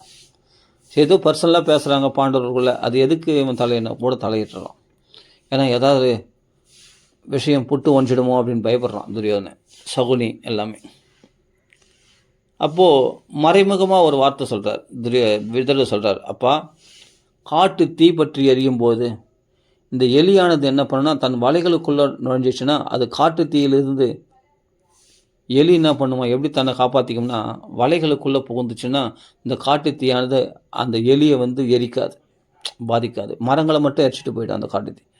அது மாதிரி காட்டு தீ எப்படி எலி எப்படி தப்பிக்கும், தன் வலைகளுக்குள்ளே புகுந்து தப்பிக்கும் அப்படின்னு அந்த கதையை சொன்னோடனே தர்மபுத்திரர் புரிஞ்சுட்டார் விதுரர் சொன்ன விஷயத்தை கேட்டு. அதுக்கு பிறகு அருக்க மாளிகைக்கு போகிறார். போன பிறகு அந்த இடத்துல வந்து இவர்களை கண்காணிக்கிறது, இந்த பஞ்சபாண்டவர்களை கண்காணிக்கிறதுக்கே ஒரு 6 பேரை நியமிச்சிருக்கான் துரியோதனை. அவர்கள் வந்து என்னென்னா கண்ணில் விலகனை விட்டுன்னு பார்த்துன்னு இருக்காங்க, இவங்களுக்கு எங்கேயும் போகாதபடி ஏதாவது ரகசியம் பேசுகிறாங்களா அப்படின்னு ஜாக்கிரதையாக பார்த்து கொண்டு இருக்கிறார்கள். அந்த 6 பேர் காவலை நியமிச்சிருக்கான். அந்த அருக்க மாளிகையில் இவளுக்கு எல்லா வசதிகளும் வந்து சேர்ந்து கொண்டு இருக்கிறது. அந்த சமயத்தில் என்ன பண்ணால் விதுரரால் அனுப்பப்பட்ட ஒருத்தன், அவன் ஒரு சேவகன், அவன் என்ன பண்ணுறான்னா ஏதோ அதான் உணவு கொடுக்குற மாதிரி எப்படியோ வந்து அப்போ பாண்டவர்களுக்குள்ள விஷயத்தை தெரிவித்து, இது அரக்கு மாளிகை, இது சாதாரண மாளிகையில் சீக்கிரமாக தீப்பற்றக்கூடியது, நான் உங்களுக்கு உபாயம் பண்ண தான் வந்திருக்கேன், விதுரரால் அனுப்பப்பட்ட தூதன் அப்படின்னு சொல்லி சுரங்கப்பாதையை தோன்றார். அந்த சுரங்கப்பாதையை தோண்டி அந்த சுரங்கப்பாதைக்கு கூட பீமசேனன் ஹெல்ப் பண்ணுறான் கூட. இல்லை வேண்டாம் நானே பண்ணியிருக்கேன், இல்லை நான் ஹெல்ப் பண்ணுறேன்னு சொல்லிட்டு பீமசேனன் கூட சேர்ந்து அந்த தோன்றான். அந்த சுரங்கப்பாதையை தோண்டி இவ்வளோ கெட்டெண்ணம் படைச்சவனாக இருக்கான் பற்றியா அந்த துரியோதனை, நம்மளை அழிக்க கொண்டு வந்திருக்கான் பாருன்னு தர்மபுத்திரருக்கு கவலை, பெரிய கவலை. அந்த சமயத்தில் அந்த சுரங்கப்பாதையை பூரா தோண்டிட்டாங்க. தோண்டினவொடனே ஆனால் தெரியாது இந்த 6 பேருக்கும், இவங்க இருக்கிற ரூமில் வரமாட்டாங்க. அந்த அரக்கமாலை சுரங்கப்பாதை தோணி விதுரரால் அனுப்பப்பட்ட ஆட்கள். விதுரர் அவ்வளோ பெரிய மகாத்மா, நல்லவர். அதனால தான் அவங்க வீட்டில் போய் பகவான் கிருஷ்ணன் சாப்பிட்டார். இப்படி சூழ்ச்சி பண்ணக்கூடிய அந்த இடத்துல வந்து சுரங்கப்பாதையை தோண்டி காப்பாற்றப்பட்டது. அவள் பாண்டவர்கள்லாம் என்ன பண்ணாங்க, இன்றைக்கி தான் தீ வைக்க போகிறான்னு சொன்னால் அதுக்கு முன்னாலே நாங்கள் பண்ண ஜாக்கிரதையாக பீமசேனன் என்ன பண்ணால் தன் பஞ்ச பாண்டவர்களையும் உள்ளே அனுப்பிச்சிட்டு கடைசியில் தான் போகிற இடத்துல அந்த தீ வச்சுட்டு பாடு போயிட்டான். தீ வச்சுட்டு உள்ளே போயிட்டான். அந்த சுரங்கப்பாதைக்குள்ளே போகும்பொழுது ரொம்ப தொலைவு போகிறாங்க, பெரிய சுரங்கப்பாதை. அதில் வந்து என்னென்னா கொஞ்சம் தொலைவு எங்களால் நடக்க முடியும், களைப்பாயிட்டா குந்தி தேவி. அப்படின்னா குந்தி தேவியை தோல் மேலே தூக்கின்றான் பீமன். கொஞ்ச நேரம் பார்த்தா தர்மபுத்திராலும் களைச்சி போயிட்டார், தர்மபுத்திரன் தோளில் தூக்கின்றான். இப்படி லொங்குன்னு பீமசேனன் தன் தாய் எவ்வளோ கஷ்டப்பட்டாங்க தெரியுமா பாண்டவர்கள், கொஞ்சம் நெஞ்சம் கஷ்டம் இல்லை, நிறைய கஷ்டப்பட்டாங்க. அப்போது அவர்கள் என்ன பண்ணாங்க, அந்த சுரங்கப்பாதை வழியாக அந்த ரொம்ப தொலைவு போகிறாங்க, வழியில் களைச்சி போன போது அந்த குந்தியம்மாவை பீமன் தான் தூக்கிப்பான், தர்மபுத்திரரை தூக்கிப்பான். இப்படி தூக்கினா அவர்கள் நடப்பார்கள். அர்ஜுன நகுல சகாதேவர்கள்லாம் கூட சில இடத்துல அவர்களையும் தூக்கின்னு அவர்களை அழிச்சும் போயிருக்கான். அப்புறம் தான் பார்த்தா அந்த அரக்கு மாளிகை எரியுது. அந்த சுரங்கப்பாதை தாண்டி அண்ணனை போய் பார்த்தா திரும்பி பார்த்தா அரக்கு மாளிகை எரியுது. எரிஞ்ச உடனே அந்த 6 பேர்கள் காவலில் நியமிக்கப்பட்டார்கள் இல்லையா துரியோதன ஆட்கள், அவர்கள் எரிஞ்சு போயிட்டாங்க. எரிஞ்சு போனதுனால அவர்களை பார்த்து ஒருத்தன் சொல்கிறான், இவன் தாண்டா பீமன், இவன் தாண்டா தர்மபுத்திரன், இந்த மாதிரி தான் குந்தி தேவி அப்படின்னு சொல்லி அந்த எரிஞ்சு போனால் கறி கட்டியாக தானே இருப்பான், முகம் அடையாளம் தெரியாது இல்லையா, அப்படி எரிஞ்சு போன நிலையில் இவங்க தான் அப்படின்னு, ஐயோ பாண்டவர்கள் செத்துட்டாங்க அப்படின்னு எல்லாம் புரளி கிளம்பிச்சு எல்லாத்துலேயும். அப்போது பீஷ்மாச்சாரியர்லாம் ஐயோ பாண்டவர்கள் இறந்து விட்டார்களே, அரக்க மாளிகையில் எரிக்கப்பட்டார்களே இந்த துரியோதனன் பண்ண சதினால் அப்படின்னு ரொம்ப வருத்தப்பட்டார். என்ன பண்ண முடியும், இவன் ராஜ்ய உத்தியோகத்தில் திருதராஷ்டிரன் அப்பா ராஜாவாக இருக்கிறார், புள்ள இது போல் அநியாயங்கள் பண்ணுறான், என்ன பண்ண முடியும், யார் கேட்க முடியும். அதனால் ஒன்றும் பேச முடியல. அந்த பாண்டவர்கள் இறந்ததுக்கு தர்ப்பணங்கள் பண்ணுறாங்க. தர்ப்பணம் பண்ணும்போது பாண்டவர்களுக்கு அந்த சமயத்தில் விதுரர் காதுகிட்ட வந்து பீஷ்மாச்சாரியர் காதுகிட்ட வந்து பேரை சொல்லாமல் தர்ப்பணம் பண்ணுங்க, பேரை சொல்லாமல் தர்ப்பணம் பண்ணுங்க, கங்கையில் அப்போது அஸ்தாம்பரத்தும் கங்கை தான் இருக்குது, கங்கையில் தான் போய் தர்ப்பணம் பண்ணுவாங்க, அந்த கங்கையில் பேரை சொல்லாமல் தர்ப்பணம் பண்ணுங்க அப்படின்னு சொன்ன உடனே பீஷ்மாச்சாரியார் அப்போது அங்கே நிறைய பேர் தர்ப்பணம் பண்ணுறாங்க. அந்த இடத்துல ரகசியமாக காதில் வந்து பேரை சொல்லாமல் தர்ப்பணம் பண்ணுங்க அப்படின்னு சொல்கிறாரு விதுரர். அப்போ பீஷ்மர் புரிஞ்சுட்டார், இதே ஒரு அசடாக தான் ஏன் பேரை சொல்லாமல் தர்ப்பணம் பண்ணணும் அப்படின்ட்டு கேட்டுரும், எல்லாருக்கும் தெரிஞ்சிடும். ஆனால் இவர் விவேகியாக இருக்கிறதுனால பீஷ்மாச்சாரியார் அப்போ ஏதோ நடந்திருக்கு அப்படின்னு அப்போ விதுரர் விஷயம் அப்புறமா பீஷ்மாச்சாரிக்கு தெரிய வருது. அப்புறமா தான் விஷயம் புரியுது. இது துரியோதனன் பண்ண சதி, அவர்கள் பிழைத்து விட்டார்கள், பாண்டவர்கள் உயிரோடு இருக்கிறார்கள் அப்படின்னு. அப்புறமா அவர் ஆனால் தர்ப்பணம் பண்ணார் பீஷ்மாச்சாரியார். என்ன தர்ப்பணம் பண்ணார்? துரியோதனை ஒழிட்டோன்னு தர்ப்பணம் பண்ணாரா என்னன்னு தெரில. அவர் பாட்டு தண்ணியை வாரி வாரி அடிச்சார், அவ்வளோதான் முடிஞ்சு போச்சு பீஷ்மாச்சாரியார். அதனால் பேரை சொல்லாமல் தர்ப்பணம் பண்ணால், பேரை சொல்லாமல் எப்படி தர்ப்பணம் பண்ணுது? சரி, ஒருவேளை துரியோதனுக்கு தர்ப்பணம் பண்ணாரா என்னன்னு தெரில. தண்ணி வாரி வாரி விட்டார், அவ்வளோதான். விட்டுட்டு அவர் பாட்டுக்கு பீஷ்மாச்சாரியர் கரையேறிட்டார். அப்படி பஞ்ச பாண்டவர்கள் அருக்கு மாளிகையிலிருந்து ரட்சிக்கப்பட்டார்களே. விஷான் மகாக்னே புருஷாத தர்ஷனாத்து இப்படி லொங்கு லொங்குன்னு ஓடியாந்து ஏகசக்கராதிபுரத்துக்கு வந்தாங்க. பாஞ்சால தேசம் இன்னும் கொஞ்சம் தொலைவு போனோம். ஏகசக்கராதிபுரத்துக்கு வந்த உடனே அதற்கு முன்னாடியே என்னென்னா ஒரு இடத்துல தங்குறாங்க இந்த பாண்டவர்கள். இந்த கௌரவர்கள் கண்ணுக்கு புலப்படாமல், ஏன்னா அவர்கள் இறந்தது விட்டதாக நினைக்கிறார்கள் கௌரவர்கள்லாம். பாண்டவர்கள் போயிட்டான்னு நினைக்கிறாங்க. அப்படியே இருக்கட்டுமே, அதனால் இப்போ நம்ம மறைஞ்சி வாசம் பண்ணலான்னு சொல்லி அப்போது சில கிராமங்களுக்கெல்லாம் போகிறாங்க பஞ்ச பாண்டவர்கள். ஒரு இடத்துல தங்குறாங்க. தங்கும்பொழுது இடும்பாசுரன் ஒரு அசுரன், அவன் மனுஷ மாம்சத்தை சாப்பிடக்கூடியவன். அந்த இடும்பாசுரன், அவனுக்கு ஒரு தங்கை இருக்கா, இடும்பைன்னு ஒரு தங்கை இருக்கா. அவனும் ராட்சசி தான், இவனும் ராட்சசன் தான். இந்த இடும்பாசுரன் அவனும் ஒரு அசுரன் தான், ராட்சசன் தான். அப்படி இருக்கும்போது அவர்கள் பார்த்த உடனே இந்த 5 பேர்கள் 6 பேர் பஞ்ச பாண்டவர்கள், குந்தி தேவி, இவர்கள் பார்த்தோன்னே ஆஹா இன்றைக்கி நல்ல ஆகாரம் கிடச்சிது, இந்த மனுஷர்களை பட்சிக்கலாமே அப்படின்ற ஆசையோடு வந்த உடனே பீமசேன் இவர்கள்லாம் பார்த்தா உறங்கி கொண்டு இருக்கிறார்கள். பீமசேனன் பார்த்தான், ஆஹா இந்த ராட்சசன் வேறு வந்திருக்கானே, அவனே களைச்சி போயிருக்கான். இந்த குந்தி தேவிலாம் தூக்கின்னு வந்து தர்மதான் தூக்கின்னு வந்து ரொம்ப களைச்சி போய் உட்காந்துருக்கான். இந்த சமயத்தில் போய் சண்டைக்கு வாடான்னு சாப்பிட்றதுக்கு வரான் அவன். சரின்னு சொல்லி, அப்பா சண்டை பண்ணனா தனியாக போடலாம் வா, இவர்கள் டிஸ்டர்ப் பண்ணான்னு சொல்லிட்டு என்ன பண்ணால் பீமசேனை இடும்பாசுரனை தனியாக அழிச்சும் போய், சில பேர் அது கதையில் வியாசபாரத்தில் எப்படி வருதுன்னு தெரில, வாயை மூடி மூடி குத்துவானாம். கத்தாத அவர்கள் தூக்கத்தில் எழுந்துக்கு போகிறாங்க பாண்டவர்கள். அர்ஜுனன் நகுல சகாதேவர்கள்லாம் தூக்கத்தில் எழுந்துக்கு போகிறாங்க. என் தாய் நல்லா தூங்குறாங்க, டிஸ்டர்ப் பண்ணாமல் சண்டை போடலாம் வான்னு சொல்லி செம்மடி அடிப்பானான் பீமன். அடிக்கும்போது கத்துவானா அந்த எறும்பாசுரன், வாயை மூடி மூடி அடிப்பானான். கத்தாதடா, கத்தாமல் அடி வாங்கிக்கோ அப்படின்னு சொல்லிட்டு அடிப்பானான். அப்படிலாம் சொல்லுவாங்க கதை சுவாரஸ்யமாக. அப்படியே அடித்து துவம்சம் பண்ணி அவனை மலை மாதிரி புரட்டி எடுத்து அவனை வதம் பண்ணிட்டான் இரும்பாசுரனை. அப்போ திரும்பி பார்த்தா இவங்க தூங்கின பார்த்து எல்லாம் அப்படியே நான் எழுந்து உட்காந்து நல்லா வேடிக்கை அழகாக சினிமா பார்க்குற மாதிரி பார்க்குறாங்க இந்த சண்டே. பீமசேன புருஷாத தர்சனாத்து மனுஷர்களை தின்னக்கூடிய அந்த ராட்சசனாகிய இடும்பாசுரனை வதம் செய்தவர். அந்த இடும்பாசுரனை எப்படி வதம் பண்ணுன்ற உபாயத்தையும் சொல்லிக் கொடுத்தவர் யாருன்னா இடும்பை அவனுடைய தங்கை தான். ஏன்னா இடும்பையானவள் பீமசேனன் மேலே ஆசைப்பட்டா. பீமசேனனை இவனுடைய வீரதீர பராக்கிரமத்தை பார்த்து ஆசைப்பட்டு அவனையே கணவனாக வரித்தாள். அப்போது நீ ஒரு ராட்சசி, கிளம்பு நீ அப்படின்னு சொல்லிட்டு பீமன் விரும்பலை. வானா நீ போ, எனக்கு மனைவி அன்னைக்கு ஆகத்தக இல்லை, நான் உங்களை தான் கல்யாணம் பண்ணிக்க போகிறேன்ட்டு இவள் பிடிவாதம் பண்ணுறான். அப்போ குந்தி அம்மா இடத்துல போய் பண்ணி குந்தி அம்மாக்களை போய் தாஜா பண்ணுறான். யார்? இந்த இடும்பையானவள். சரிடா அவளை கல்யாணம் பண்ணிக்கோ அப்படின்னு அம்மா சொன்னால் மறுக்க மாட்டாங்க பிள்ளைகள்லாம். அப்படி இருக்கும்போது பீமசேனுக்கு கல்யாணம் பண்ணி வைக்கிறாங்க, இடும்பைக்கும் பீமசேனுக்கும். அந்த இடும்பையோட அப்போ சொல்கிறார், எங்களை இந்த துஷ்டத்தனங்கள்லாம் எங்களை துஷ்டத்தனமாக பழகக்கூடாது. ஏன்னா இவர்கள் பீமசேனெல்லாம் ராஜகுமாரர்கள், அதனால் ஒரு டீசெண்டாக இருப்பாங்க. இந்த அனாச்சாரமாக இருக்கும் அந்த ராட்சசிகள்லாம் கொஞ்சம் அனாச்சாரமாக இருப்பாங்க இல்லையா, அதெல்லாம் எங்களை வச்சுக்கூடாது அப்படின்னு சொல்லிட்டு இந்த துஷ்டத்தனங்களே நான் இப்படி தான் இருப்பேன், இந்த நியமங்களோடு இருப்பேன், நான் இந்த விரதங்கள்லாம் கடைப்பிடிப்பேன், இப்படி தான் இருப்பேன், அப்படி தான் எங்களை பழகணும் அப்படின்ட்டு பீமசேனன் சொல்கிறான். அதே மாதிரி அவன் நடந்துக்கிறான், அந்த ஆச்சாரத்தோடு நடந்துக்கிறான். யார்? இடும்பை கல்யாணம் பண்ணிக்கிட்டு நடந்த உடனே அதற்கு பிறகு அந்த மகாபாரதத்தில் அப்படி வர்ணிக்கிறாங்க, அவளிடத்துல அதிகமான சந்தோஷத்தை அனுபவிச்சானாம் பீமன். யார்? அந்த இடும்பை இடத்துல அவளை அப்படி திருப்திப்படுத்தினாலாம் பீமசேனனை, அவ்வளோ சந்தோஷப்படுத்தினாலாம். அவனை தூக்கி கொண்டே, இவள் ராட்சசி இல்லையா, மாயாஜாலம் தெரியுமா, பீமசேனனை தூக்கி கொண்டே சென்றாலாம் எல்லா இடத்துக்கும் உல்லாசமாக. அவர்கள் ஹனிமூன் அப்படி போய் அவர்களுக்கு கடோத்கஜன் என்ற ஒரு புத்திரன் பிறந்தான். பீமசேனனுக்கும் இடும்பைக்கும் பிறந்தது தான் கடோத்கஜன். அவன் மகா பராக்கிரமசாலி.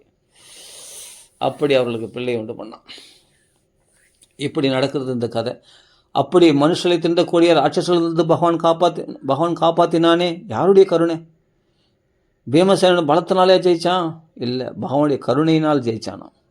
அப்புறம் ஏக சக்கராதிபுரத்தில் ஒரு கிராமங்களில் தங்குறாங்க. அந்த இடத்துல தங்கும்போது அந்த கிராமவாசிகள் அவர்களுக்கு ஒரு பிராமண குடும்பத்தில் இவர்கள் அடைக்கலம் கொடுக்கிறார்கள். இவர்கள் பிராமண வேஷம் போட்டுட்டு போகிறாங்க அந்த கிராமங்களில். அந்த கிராமத்தில் வந்து ஒரு ராட்சசன், பகாசுரன் ஒரு ராட்சசன். அவன் பயங்கரமான பராக்கிரமசாலி, 2 பனை மரம் உயரம் இருப்பான், நல்லா பயங்கரமாக. அவன் என்ன பண்ணால், அந்த கிராமத்து வாசிகள்லாம் அடிக்கடி போய் திடீர்னு கிராமத்துக்குள்ளே போகிறோம், யாருக்கு அடிக்கிறாங்களோ அவங்கள பட்சிச்சுடுவோம், சாப்பிட்ருவான். அப்போ அந்த கிராமவாசிகள்லாம் ஒரு நியமத்துக்கு வந்தாங்க. அப்பா, நாங்கள் வீட்டுக்கு ஒரு ஆள் அனுப்புகிறோம், அதே சமயத்தில் ஒரு மாட்டு வண்டி அனுப்புகிறோம். மாட்டு வண்டி பூரா அதில் சாப்பாடு, உனக்கு தேவையான சாப்பாடுகள், குழம்பு, ரசம், கூட்டு, பொரியல் எல்லாத்தையும் அனுப்புகிறோம். அதே போல் ஒரு மாடையும் அனுப்புகிறோம் நீ சாப்பிட்றதுக்கு. ஒரு ஆட்டுலையும் அனுப்புகிறோம். வீட்டுக்கு ஒருத்தர் ஒரு முறை, ஒவ்வொரு வீட்டுக்கு ஒரு முறை அது மாதிரி அனுப்புகிறோம். அவர்களை சாப்பிட்டு நீ திருப்தியாரு, நீ வந்து திடீர்னு கிராமத்துக்குள்ளே புகுந்து எங்களை இம்சை பண்ணாத அப்படின்னு பகாசுரனிடத்தில் ஒரு ஒப்பந்தம் பண்ணினாங்க அந்த கிராமவாசிகள் அந்த ஏக சக்கராதிபுரத்தில். சரி, அப்படியாகட்டும்னு சொல்லி இவன் என்ன பண்ணால், ஒரு மலையில் உட்காந்து நிற்பான். அந்த பகாசுரன் மலைக்கு மேலே ஒரு மலை மாதிரி உட்காந்து நிற்பான்.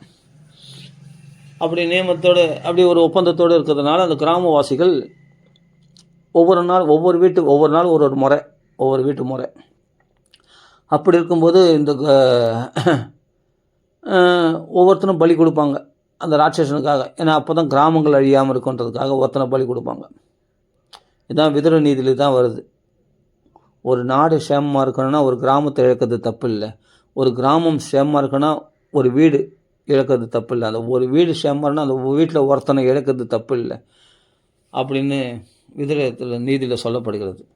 அதனால் அந்த இதை வந்து அப்போ அந்த தர்மத்தை கடைப்பிடிக்கிறாங்க. அதுதான் விதுர நீதி சொல்கிறது. அது தர்மம், அது தர்மத்தில் சொல்லப்பட்டிருக்கு. சாஸ்திர பிரகாரமாக தான் விதுரர் பேசுகிறார். அந்த தர்மங்கள்லாம் அப்போ தெரியும் இல்லையா மக்களுக்கு. அதனால் வந்து இந்த கிராமங்கள் அழியாமல் இருக்குன்னா யாராவது ஒருத்தனை பலி கொடுத்து தான் ஆகணும். அதனால் பகாசுரனுக்கு பலியாக கொடுப்பேன்னு சொல்லி அந்த ஒருத்தனை அனுப்புகிறாங்க வீட்டில் ஒருத்தர் முறை. அப்போது வண்டியில் வந்து அவன் சாப்பாடு கட்டிக்கிட்டு அவன் தண்ணியும் பலி கொடுக்கறதுக்கு அவன் மாடு வண்டி ஓட்டின்னு போனால் அந்த பகாசுரனிடத்தில் போய் தன்னை ஒப்படைக்கணும். அப்போ அந்த மாடுகளையும் சாப்பிட்ருவான், அந்த மனுஷனையும் சாப்பிட்ருவான், அந்த வண்டியில் இருக்கிற ஆகாரத்தெல்லாம் சாப்பிட்ருவான். அவனுக்கு அதான் தீனியான். இப்படி இருக்கும்போது பாண்டவர்கள் தங்கியிருக்கிற ஒரு பிராமண குடும்பத்தில் அவர்கள் பிராமண குடும்பம், பிராமணனாக இருந்தாலும் இவன் என்ன பண்ண, பிக்ஷை எடுத்து போகும்போது பிக்ஷை எடுக்க உஞ்சவிருத்தி பிராமணன். அப்போ பீமன் மட்டும் பெரிய பானை கொண்டு போனான் பிச்சைக்கு. மற்றவங்களாம் சின்ன சின்ன பாத்திரம் கொண்டு போனான், இவன் மட்டும் பெரிய பானை. எல்லாம் சிரிப்பாங்களாம் இவன் கொண்டு போகிற பாத்திரம். அவ்வளோ சாப்பாடு இவன். ஆனால் அந்த சாப்பாடு பிக்ஷை எடுத்துன்னு வந்து அந்த சாப்பாடு சாப்பிட்டா கூட அது எவ்வளோ சாப்பாடு போடுவாங்க, பெரிய பானை எடுத்து போனால் நிறைய சாப்பாடை போடுவாங்க ஒரு வீட்டில். அவங்களுக்கு என்ன இருக்குதோ அவ்வளோ போடுவாங்க. போட்ட உடனே அந்த சாப்பாடும் சாப்பிட்ருவான் பீமன். அதே சமயத்தில் மற்ற 4 பாண்டவர்கள் இருக்காங்க இல்லையா, அவருடைய சாப்பாட்லேயும் பாதி பீமனுக்கு குத்துணுமா, அதையும் சாப்பிடுவான் பீமன். அதனால் இவனுக்கு என்னன்னா, அதுவே அவனுக்கு பத்தலையா சாப்பாடு. அப்படி கொடுத்தா ஆகணும் பீமனுக்கு. ஏன்னா பீமன் பெருவயிறு உடையவன், விருகோதரன், ஓனாய் போன்று பெரிய எல்லாத்தையும் ஜீர்ணிக்கக்கூடிய வயிறு உடையவன். நம்ம அப்படியேப்பட்ட சாப்பாட்டுறாம.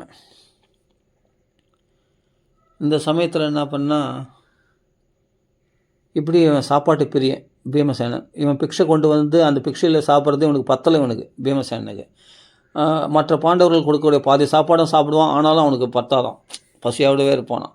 அதுவே அவ்வளோ சாப்பிடுவோம், அவ்வளோ சாப்பாடும் பத்தலை அவனுக்கு. அவர்கள் கொஞ்சம் சாப்பிட்டு அவர் திருப்தி அடைகிறார்கள்.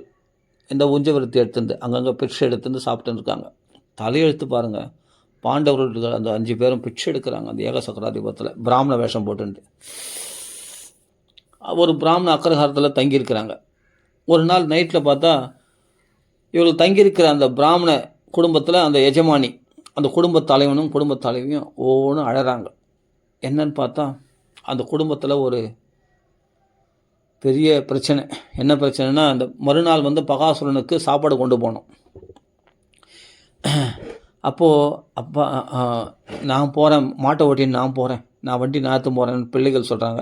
இல்லை நான் போகிறேன்ப்பா, நான் உயிர் போனாலும் போதும், என் உயிர் போட்டால் பரவாயில்ல, என் பிள்ளைகள் நல்லா இருக்கட்டும்னு அப்பா சொல்கிறாரு. இப்படி ஒருத்தருக்குள்ளே அங்கே கலகம் ஏற்படுது, பிரச்சனை ஏற்படுது. இல்லை நான் தான் போவேன், நான் வண்டி எடுத்து ஓட்டு போகிறேன், என்ன சாப்பிட்டுட்டோம், அந்த பகாசுரன் என்னை வேணால் சாப்பிட்டுட்டோம், நீங்களாம் உயிரோடு இருங்க அப்படின்ட்டு ஒருத்தருக்குள்ளே சம்பாஷணை நடக்குது. அப்போ குந்தி தேவி இதை கவனிக்கிறான். கவனித்த உடனே அந்த பிராமண ஸ்திரீகத்தில் அந்த மாமி இடத்துல போய் விசாரிக்கிறா இந்த குந்தி தேவி. என்னம்மா பிரச்சனை உங்கள் வீட்டில்னு. உங்களுக்கு எதுக்குமா, நீங்களே விருந்தாளியாக தங்க வந்திருக்கீங்க, உங்களுக்கு போய் இந்த விஷயத்தெல்லாம் சொல்லி உங்களை மனசை கஷ்டப்படுத்த நான் விரும்பலை அப்படின்னு சொல்கிறேன். இல்லை பரவாயில்ல சொல்லுமா, என்னதான் விஷயம்னா விஷயத்தெல்லாம் சொல்கிறேன். இது மாதிரி ஒப்பந்தம் பண்ணியிருக்கோம், அந்த பகாசுரனுக்கு உணவாக நாங்கள் பலியாகணும், அது யாராவது ஒருத்தர் போகணும், வீட்டுக்கு ஒருத்தர் போகணும், அது ஒரு எங்களுக்கு முறை, இந்த கிராமத்துடைய முறை அது, அதனால் நான் என்ன பண்ணுறதுன்னு தெரியல அப்படின்ட்டு போகிறேன். அவ்வளோதானம்மா, இது ஒரு பெரிய விஷயமா நினச்சி நீங்கள் கலங்குறீங்களே, எங்களுக்கு அடைக்கலம் கொடுத்துருக்கீங்க இந்த வீட்டில் அக்ரஹாரத்தில், இவ்வளோ பெரிய உதவி செய்திருக்கீங்க, உங்களுக்கு நான் உபாயம் பண்ண மாட்டோமா. இல்லை நீங்கள் விருந்தாளிகள், நீங்கள் எங்களுக்காக கஷ்டப்படக்கூடாது அப்படின்னு சொல்கிறாங்க. இல்லைம்மா இதெல்லாம் தான் கஷ்டம், என் பிள்ளைகள் மலையாக 5 பிள்ளைகள் இருக்கிறாங்க, நீ ஒரு பிள்ளையை தான் வச்சு நீ கஷ்டப்பட்ட, நீ எதுக்குமா உன் பிள்ளையை பலி கொடுக்கணும். என் பிள்ளைய மகாபலசாலி பீமசேனன் இருக்கான், அவன் போவான், நாளைக்கு மாட்டு வண்டி ஓட்டுன்னு அவன் போகட்டும் அப்படின்னா. இல்லை வேண்டாம், உங்களுக்கு கஷ்டம் கொடுக்கக்கூடாது, உங்களுக்கு நாங்கள் சுகவாசியாக உங்களை வைக்க பாருங்கள். அந்த காலத்து பிராமணர்கள் எப்படி இருக்காங்க பாருங்கள், வந்தவங்களை எந்த கஷ்டப்படுத்தக்கூடாது, நீங்கள் சுகமாக இருக்கணும், எங்களுக்கு விருந்தாளியாக வந்திருக்கீங்க, நாங்கள் எங்களுக்கு வரக்கூடிய துன்பத்தை நீங்கள் ஏன் ஏற்றுக்கணும் அப்படின்னா. அதெல்லாம் ஒன்றும் இல்லை, உங்கள் கையில் உபகாரத்தை பெற்றுக்கொண்டு நான் அதுக்கு மறு உதவி எங்களால் செய்ய முடியல, நான் வருத்தப்பட்டிருந்தேன், எனக்கு ஒரு உதவி செய்யக்கூடிய பாக்கியத்தை கொடுங்க அப்படின்னு சொல்லி பிடிவாதமாக அப்புறமா பீமசேனனை கூப்பிட்டா. டேய் நீ தான் போகணும், பஞ்ச பாண்டவரில் யாருன்னு தீர்மானம் ஆகுது. பீமன் தான் சொல்கிறான், நான் போகிறேம்மா, எனக்கு சாப்பிட்டே ரொம்ப நாளாச்சுமா, அந்த வண்டி சாப்பாடு நல்லா சாப்பிட்லாம் ஃபுல்லாக அப்படின்னு சொல்லி வண்டி மாட்டை கட்டின்னு, ராட்சசன் தானே நான் பார்த்துக்கிறேன், ஒரு கை பகாசுரனை பதம் பண்ணலாம். உடனே பீமசேனன் என்ன பண்ணால் மறுநாள் வண்டி கட்டின்னு போகிறான். ஒரு மாடு, அந்த மாட்டு வண்டி மாடு, பீமசேனன், அப்போ அந்த சாப்பாடு வண்டி. ஐயோ இந்த எல்லாரும் அழகிறாங்க, இந்த பீமசேனன் போனால் திரும்பி வருவானா உயிரோட அப்படின்னு. பாண்டவர்களுக்கு சந்தோஷம் தான், இவன் போனால் ஜெயிச்சு தான் வருவான். பீமசேனனுக்கு மரணம் கிடையாது, ஏன்னா பீமசேனன் மகா பராக்கிரமசாலி, அதெல்லாம் தைரியமான புறா, குந்தி தேவி தைரியமான புறா பீமசேனன். ஏன்னா ஏற்கனவே இடும்பாசுரனை வதம் பண்ணியிருக்கா, பார்த்துருக்காங்க.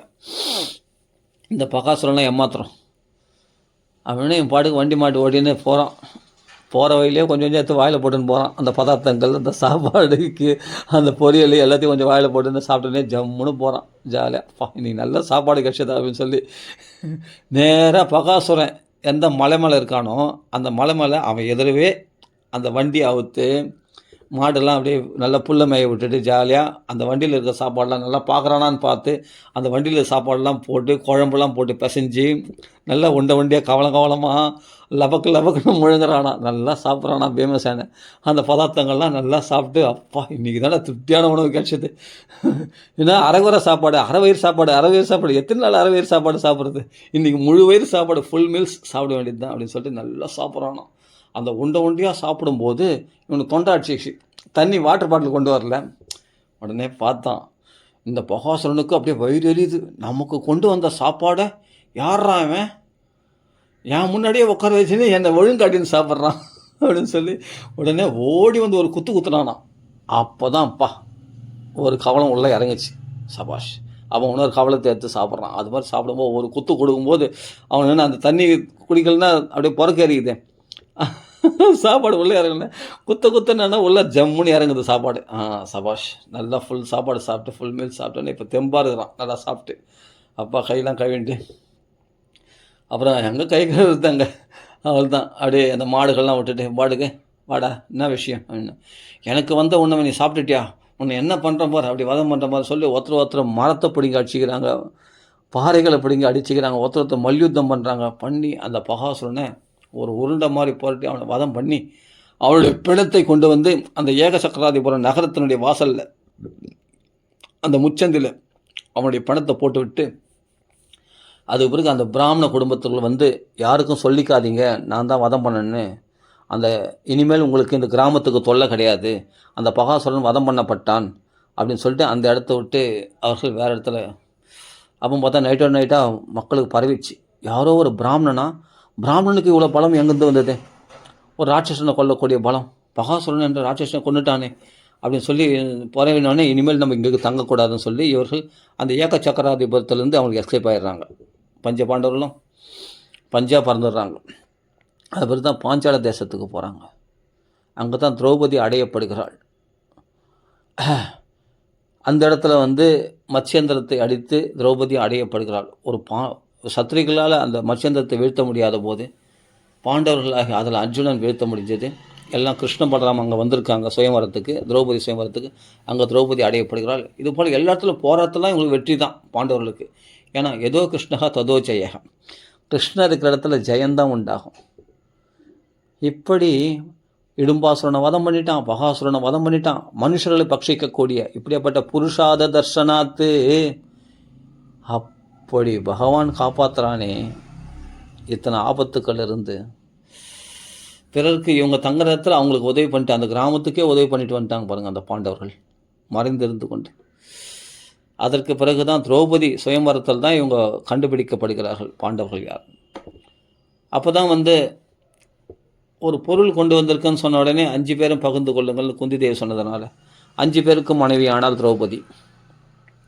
அவனுக்கு அண்ணா துருபதராஜனுடைய புத்திரன் தான் திருஷ்டத்யும்னன். திருஷ்டத்யும்னுடைய தங்கை தான் திரௌபதி.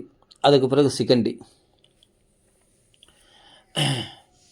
இப்படி இருக்கும்போது திரௌபதியும் அடையப்பட்டால் எல்லாம் கிருஷ்ணனுடைய கிருபையினால். துரியோதனால் அந்த மத்ஸ்யேந்திரத்தை அடிக்க முடியல சுயம்வரத்தில். அதே சமயத்தில் கர்ணன் அடிக்க போகும்போது நான் ஒரு சூதபுத்திரனுக்கு மாலையிட மாட்டேன் அப்படின்னு. அப்போ இந்த மாலைலாம் காஞ்சி தான் போகணும், ஏன்னா வேற எவனும் அடிக்க மாட்டான் அந்த மத்ஸ்யேந்திரத்தை அப்படின்ட்டு தைரியத்தில் கர்ணன் சொல்கிறான். அப்புறமா தான் அர்ஜுனன் கரெக்டாக அடித்தான் மத்ஸ்யேந்திரத்தை.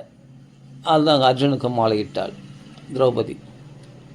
அப்போ தான் துரியோதனெலாம் சண்டைக்கு வந்தாங்க. பீமன் எல்லாரையும் சமாளிச்சுட்டு அப்புறம் எஸ்கேப் ஆகிட்டாங்க. அப்புறம் பார்த்தா பாண்டவர்கள் கண்டுபிடிக்கப்படுகிறார்கள்.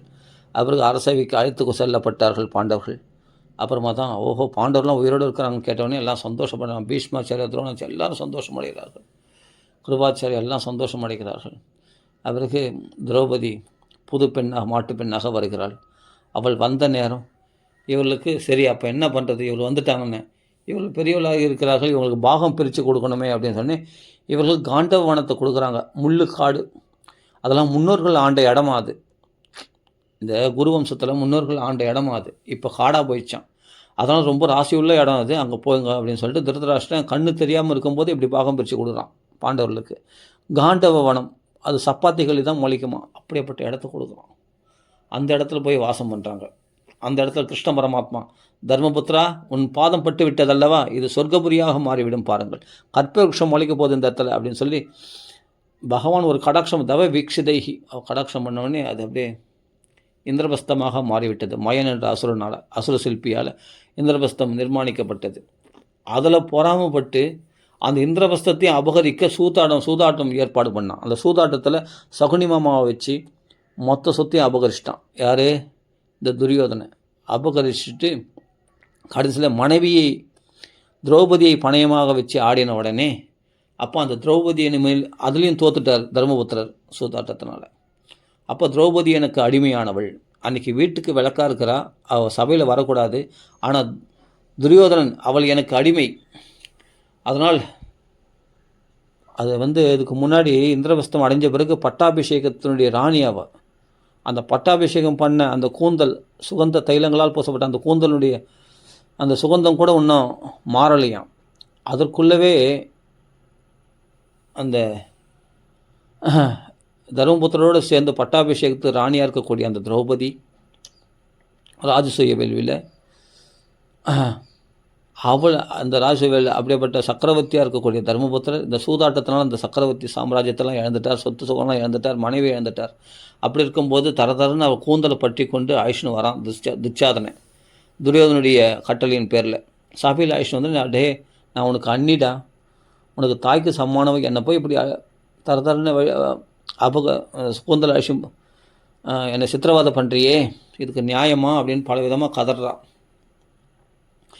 அதெல்லாம் தெரியாது, எனக்கு அண்ணனுக்கு நீ அடிமை, அவள் தான் உன்னை பணையை வச்சு ஆடிட்டாங்க, இனிமேல் எங்களுக்கு அடிமை நீ வா அப்படின்னு சொல்லி தரன்னு ஆயுஷம் போகிறான் துச்சாதனை.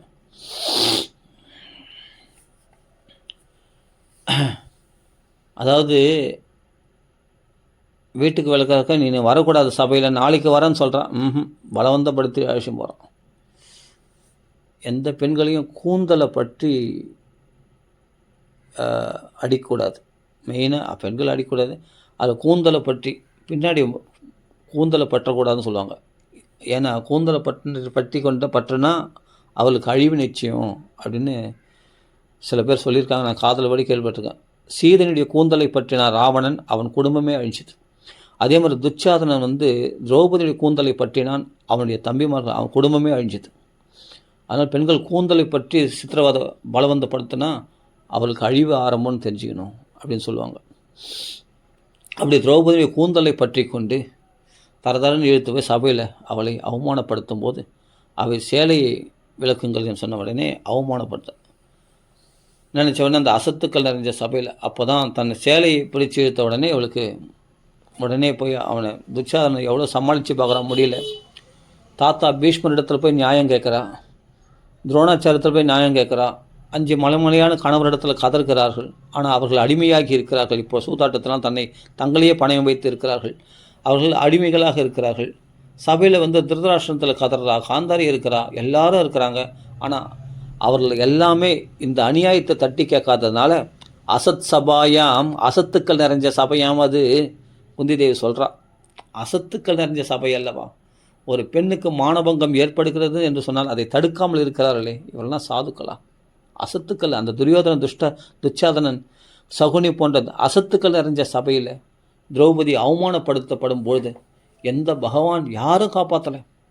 5 மலைமலையான கணவர்மார்கள் காப்பாற்றாத போது அசத் சபாயம் அப்போ யார் காப்பாற்றினா? கோவிந்தான்னு கையை தூக்கின உடனே பகவான் அமோகமான சேலைகளை கொடுத்து அந்த திரௌபதியை காப்பாற்றினானே பகவான். யோசிச்சு பாருங்கள், வேறு யாரும் காப்பாற்றலை. அந்த சமயத்தில் பகவான் வந்து சால்வனோட சண்டை போட்டுருக்கானான் ஒரு ரூபத்தில். இன்னொரு ரூபத்தில் வந்து ருக்மணியோட பாச்சகாய் ஆடின்னு இருக்கிறான், பகடைக்காய் ஆடிட்டு இருக்கிறான். அப்போ யார் காப்பாற்றுனா? அவள் சொன்ன பகவான் நாமந்தான் காப்பாற்றிச்சான்.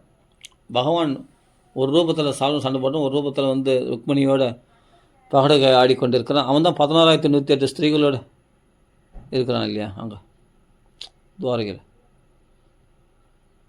அந்த சமயத்தில் வந்து பகவான் வந்து காப்பாற்றல, பகவான் நாமா காப்பாற்றுச்சு. அப்போ ரிஷிகேஷா புண்டரிகாஷ் ஹிருதய கமல வாசா அப்படின்ட்டு ஹிருதய கமல வாசான்னு பகவானை புகழ்ந்தால், பகவான் கோவிந்தனை அழைத்தால் உடனே அமோகமான சேலைகள் வந்தது. அந்த நாம கீர்த்தனம் பண்ண உடனே அதான் சொல்கிறது, பகவான் நாமா தான் காப்பாற்றும். கோவிந்தான் அந்த பகவான் நாமா தான் காப்பாற்றிச்சான். ஹிருதய கமல வாசா அப்படின்ட்டு கூப்பிட்டதுனால பகவான் அந்த ஹிருதயத்தில் உடனே தோன்றி அந்த சேலைகள் அமோகமாக கொடுத்து அந்த துச்சாதனன் துகில் உரிக்கின்ற அந்த துச்சாதனன் துவண்டு போகும்படி செய்து திரௌபதியுடைய மானமானது ரட்சிக்கப்பட்டது. இப்படி ரொம்ப அருமையான விஷயம். அதெல்லாம் எப்படிலாம் பகவான் பக்தர்களை காப்பாற்றுறான் பாருங்கள். இந்த ஒவ்வொரு பதங்களுக்கும் ஒவ்வொரு கதை இருக்குது. விஷான் மகாக்னே அரக்குமால் எரிச்சது, விஷத்தை கொடுத்தது, இந்த ஒன்றுத்துக்கும் ஒரு கதை இருக்குது. அதான் சொல்லிகிட்டே வந்தேன். அப்போ திரௌபதி அவமானப்படுத்துறதுக்கும் ஒரு கதை இருக்குது. அப்போ திரௌபதி கேட்குறா, என்னை முதல்ல பணையம் வச்சுட்டு அது பிறகு பாண்டவர் தன்னை பணையம் வச்சாரா தர்மபுத்திரர்? இல்லை, தன்னை முதல்ல பணையம் வச்சுட்டு அப்போ என்ன பணையம் வச்சாரா அப்படின்னு கேட்குறா. தர்மம் ரொம்ப சூட்சமாக இருக்குதுமா, எனக்கு சொல்ல தெரியல அப்படின்றார் பீஷ்மாச்சாரியார். இப்படி எல்லாமே கை வச்சிட்டாங்க. பாண்டவர்களும் கை உதவலை அப்படின்னா பகவான் நாம தான் உதவுச்சு. அப்போது வீட்டுக்கு விளக்கா இருக்கிறா. அப்போ தீட்டு சமயத்தில் கூட பகவான் நாமா சொல்லலாம். புரியுதுங்களா? அசத்துக்கள் அங்கே சாணித்தியம் நிறைஞ்ச இடம் இல்லை, அசத்துக்கள் நிறைஞ்ச இடம், அந்த இடத்துல கூட பகவான் நாமா சொல்லலாம். அப்படியாப்பட்ட அஜாமிளன் கூட வேசி வீட்டில் அங்கே சாணித்தியம் நிறைஞ்ச இடமா கோயில்கள்லையும் பகவான் நாமா சொன்னால் புள்ளியை நினச்சின்னு புத்திரோபச்சாரிதா புத்திரன் நினச்சிட்டு நாராயணான்னு கதறனா உடனே பகவான் சங்கு சக்கர கதாதாரிகளாக 4 புருஷர்கள் விஷ்ணுதர்கள் வந்து காப்பாற்றலையா? உடனே யமபாசத்தை அறுத்தெறியலையா? யமபாசத்தை அறுத்தெறிந்த அந்த அஜாமிளை விடுவித்தார்களே 4 விஷ்ணுதர்கள் வந்து. அதுதான் பகவான் நாமா எல்லா இடத்துலையும் சொல்லலாம், தீட்டு சமயத்துலேயும் சொல்லலாம். அதே சமயத்தில் அசத்து அந்த வேசி விபச்சாரி இருக்கக்கூடிய அப்படிப்பட்ட அஜாமலன் வீட்டில் கூட அந்த துஷ்ட களி நிறைஞ்ச இடம், அப்படியேப்பட்ட அசுத்தமான இடத்துலையும் பகவான் நாமா சொல்லலாம். அதான் சொன்னார், டாய்லெட்டில் கூட பகவான் நாமா சொல்லலாம்.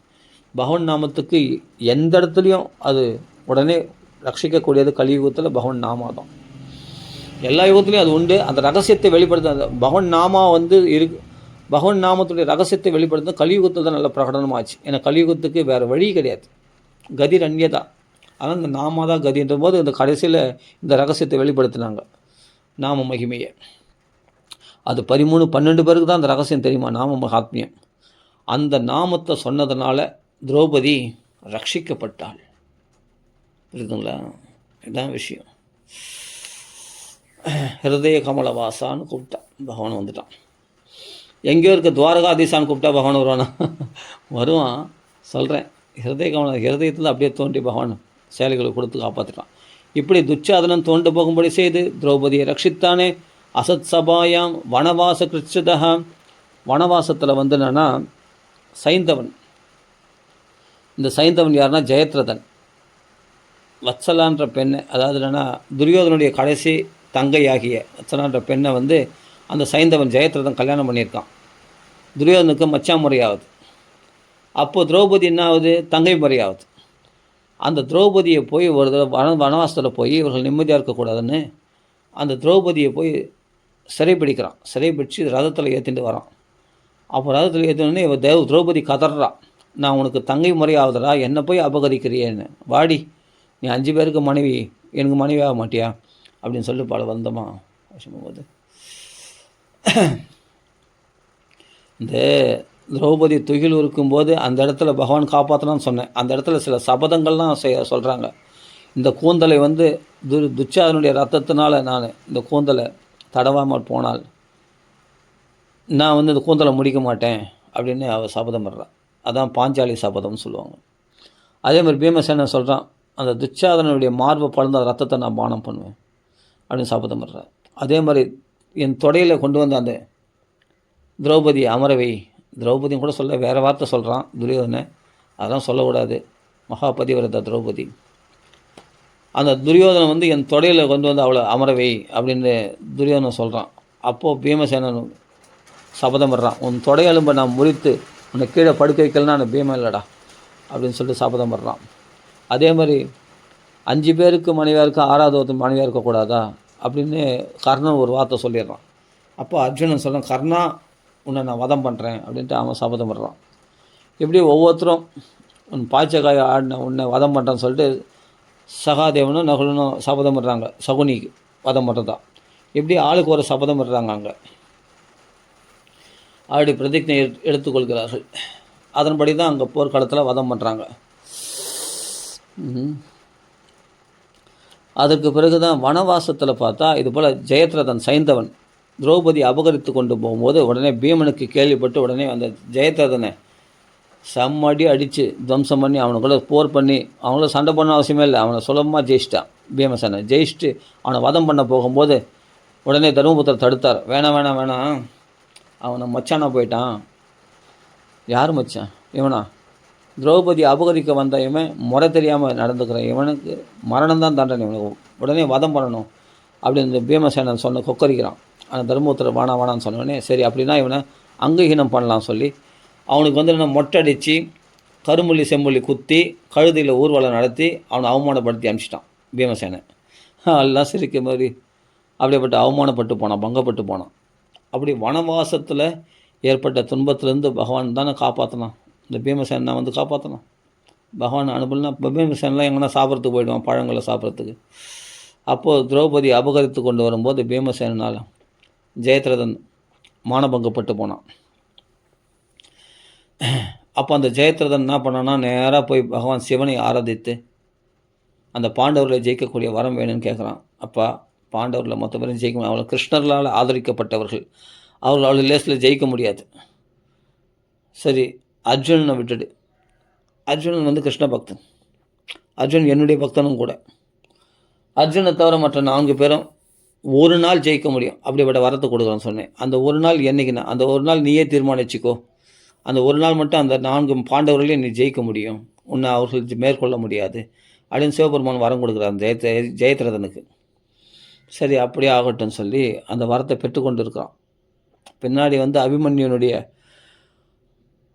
அந்த சக்கர யுகத்தில் மாட்டிக்கொள்ளும் போது அந்த வரத்தை அப்போ பயன்படுத்த போகிறான் ஜெயத்ரதன்.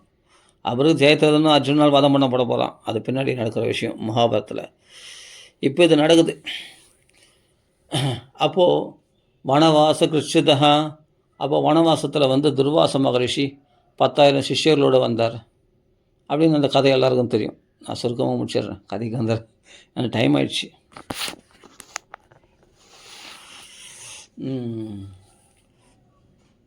அந்த வனவாசத்தில் வந்து துர்வாச மகரிஷி 10,000 சிஷ்யர்களோட என்ன பண்ணுறான், முதல்ல வந்து துரியோதன வீட்டுக்கு தான் போகிறார். துரியோதனன் நல்லா சாப்பாடு போட்டு எல்லோரையும், ஆனால் சாப்பாடு நிறைய அன்னதானம் தான் பெரிய தானம், அன்னதானம் பண்ணியிருக்கான் துரியோதனன். நல்லா சாப்பாடு போட்டு யார் துர்வாச மகரிஷிக்கும் 10,000 சிஷ்யர்களுக்கும் நல்லா, அவன் ராஜோபச்சாரம், ராஜா சபையில் இருக்கிறானாச்சு, அவன் ராஜ்யத்தை ஆண்டு கொண்டு இருக்கானே, அவனுக்கு சாப்பாடு போட முடியும். ஆனால் இவர்களுக்கு, அதனால் இவர்களுக்கு சாப்பாடு குறைச்சலா பாண்டவர்களுக்குலாம் இல்லை. சாக்ஷாத் சூரிய பகவானே வந்து சூரிய பிரசாதமாக அக்ஷய பாத்திரத்தை கொடுத்துருக்காங்க. திரௌபதி அந்த அக்ஷய பாத்திரம்னா எது கேட்டாலும் கொடுக்கும், அந்த அக்ஷய பாத்திரமானது. ஆனால் ஒரு தடவை கழுவி கவுத்துட்டா மறுபடியும் கொடுக்காது, அது மறுநாள் தான் கொடுக்கும். அன்றைக்கி போஜனம் அவ்வளோதான். அப்படி ஒரு அக்ஷய பாத்திரம் வச்சுட்டு இருக்காங்க அவங்க, சூரிய உபாசனை பண்ணதுனால. இதெல்லாம் வேதங்களில் சொல்லக்கூடிய சூரிய நமஸ்காரம் மந்திரங்களுக்கெல்லாம் அவ்வளோ சக்தி இருக்குன்றது புரிஞ்சிக்கணும். அதுக்காக தான் அதெல்லாம் சொல்லப்படுது. 5வது வேதமாக மகாபாரதம் உபதேசிக்கப்படுகிறது என்றால், அதில் வந்து எந்தெந்த தேவதைகளை உபாசனை பண்ணி அவர்கள் எந்தெந்த வரங்களை பெற்றார்கள், பாசுபதாஸ்திரம் சிவனிடத்திலும் பெற்றார் அர்ஜுனன், இது போல் ஒவ்வொரு துர்க்கையை வழிபட்டிருக்காரு. அந்த வேத தர்மத்தை சொல்ல வந்த இதிகாசம் இந்த மகாபாரதம். அதனால் தேவரெல்லாம் உபாசனை பண்ணி அவருக்கு என்னென்ன பலன்கள்லாம் அடைஞ்சிருக்கிறாங்க அப்படின்றது இந்த பாண்டவர்கள் கதையில் வரும்.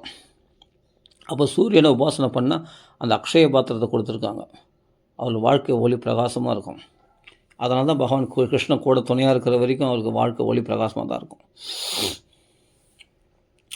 அப்படி இருக்கும்போது இந்த துர்வாசருக்கு நல்லா சாப்பாடு போட்டு, அப்பா நீ போட்ட சாப்பாடெலாம் ரொம்ப திருப்தி அடைஞ்சிட்டேன், உனக்கு என்ன வர வேணும் கேளுன்னு. எங்களுக்கு வந்து அனுகிரகம் பண்ண மாதிரியே, எங்களுக்கு ஆசீர்வாதம் பண்ண மாதிரி பாண்டவர்களுக்கும் நீங்கள் ஆசீர்வாதம் பண்ணோம். ஆஹா துரியோதனா, இவ்வளோ நல்லவனா நீ, காட்டுக்கு துரத்தப்பட்டார்களே உன்னால் அப்படி நினச்சேன், கட்சியில் பார்த்தா பாண்டவர்களுக்கும் போய் அனுகிரகம் பண்ணணும்னு சொல்கிறேன். ஆமாம் சுவாமி, நல்லா அவர்கள் அதுவும் இந்த டைமில் போகணுன்னு சொல்கிறான். இப்போ சாப்பிட்டு முடிச்சிருப்பாங்க, அந்த மத்தியான வேலையில் எல்லாம் சாப்பிட்டு முடிச்சு அந்த டைமில் போக சொல்கிறான். நீங்கள் இங்கே சாப்பிட்டீங்களா, கொஞ்சம் ரெஸ்ட் எடுத்துகிட்டு இந்த சமயத்தில் போங்க, போய் பாண்டவர்களுக்கு அனுகிரகம் பண்ணுங்கள், அவர்கள் வீட்டிலையும் போய் நீங்கள் உணவு உட்கொள்ள வேண்டும் என்று துரியோதனை அனுப்புகிறான். அதான் வரமாக கேட்குறான் துர்வாசரிடத்தில்.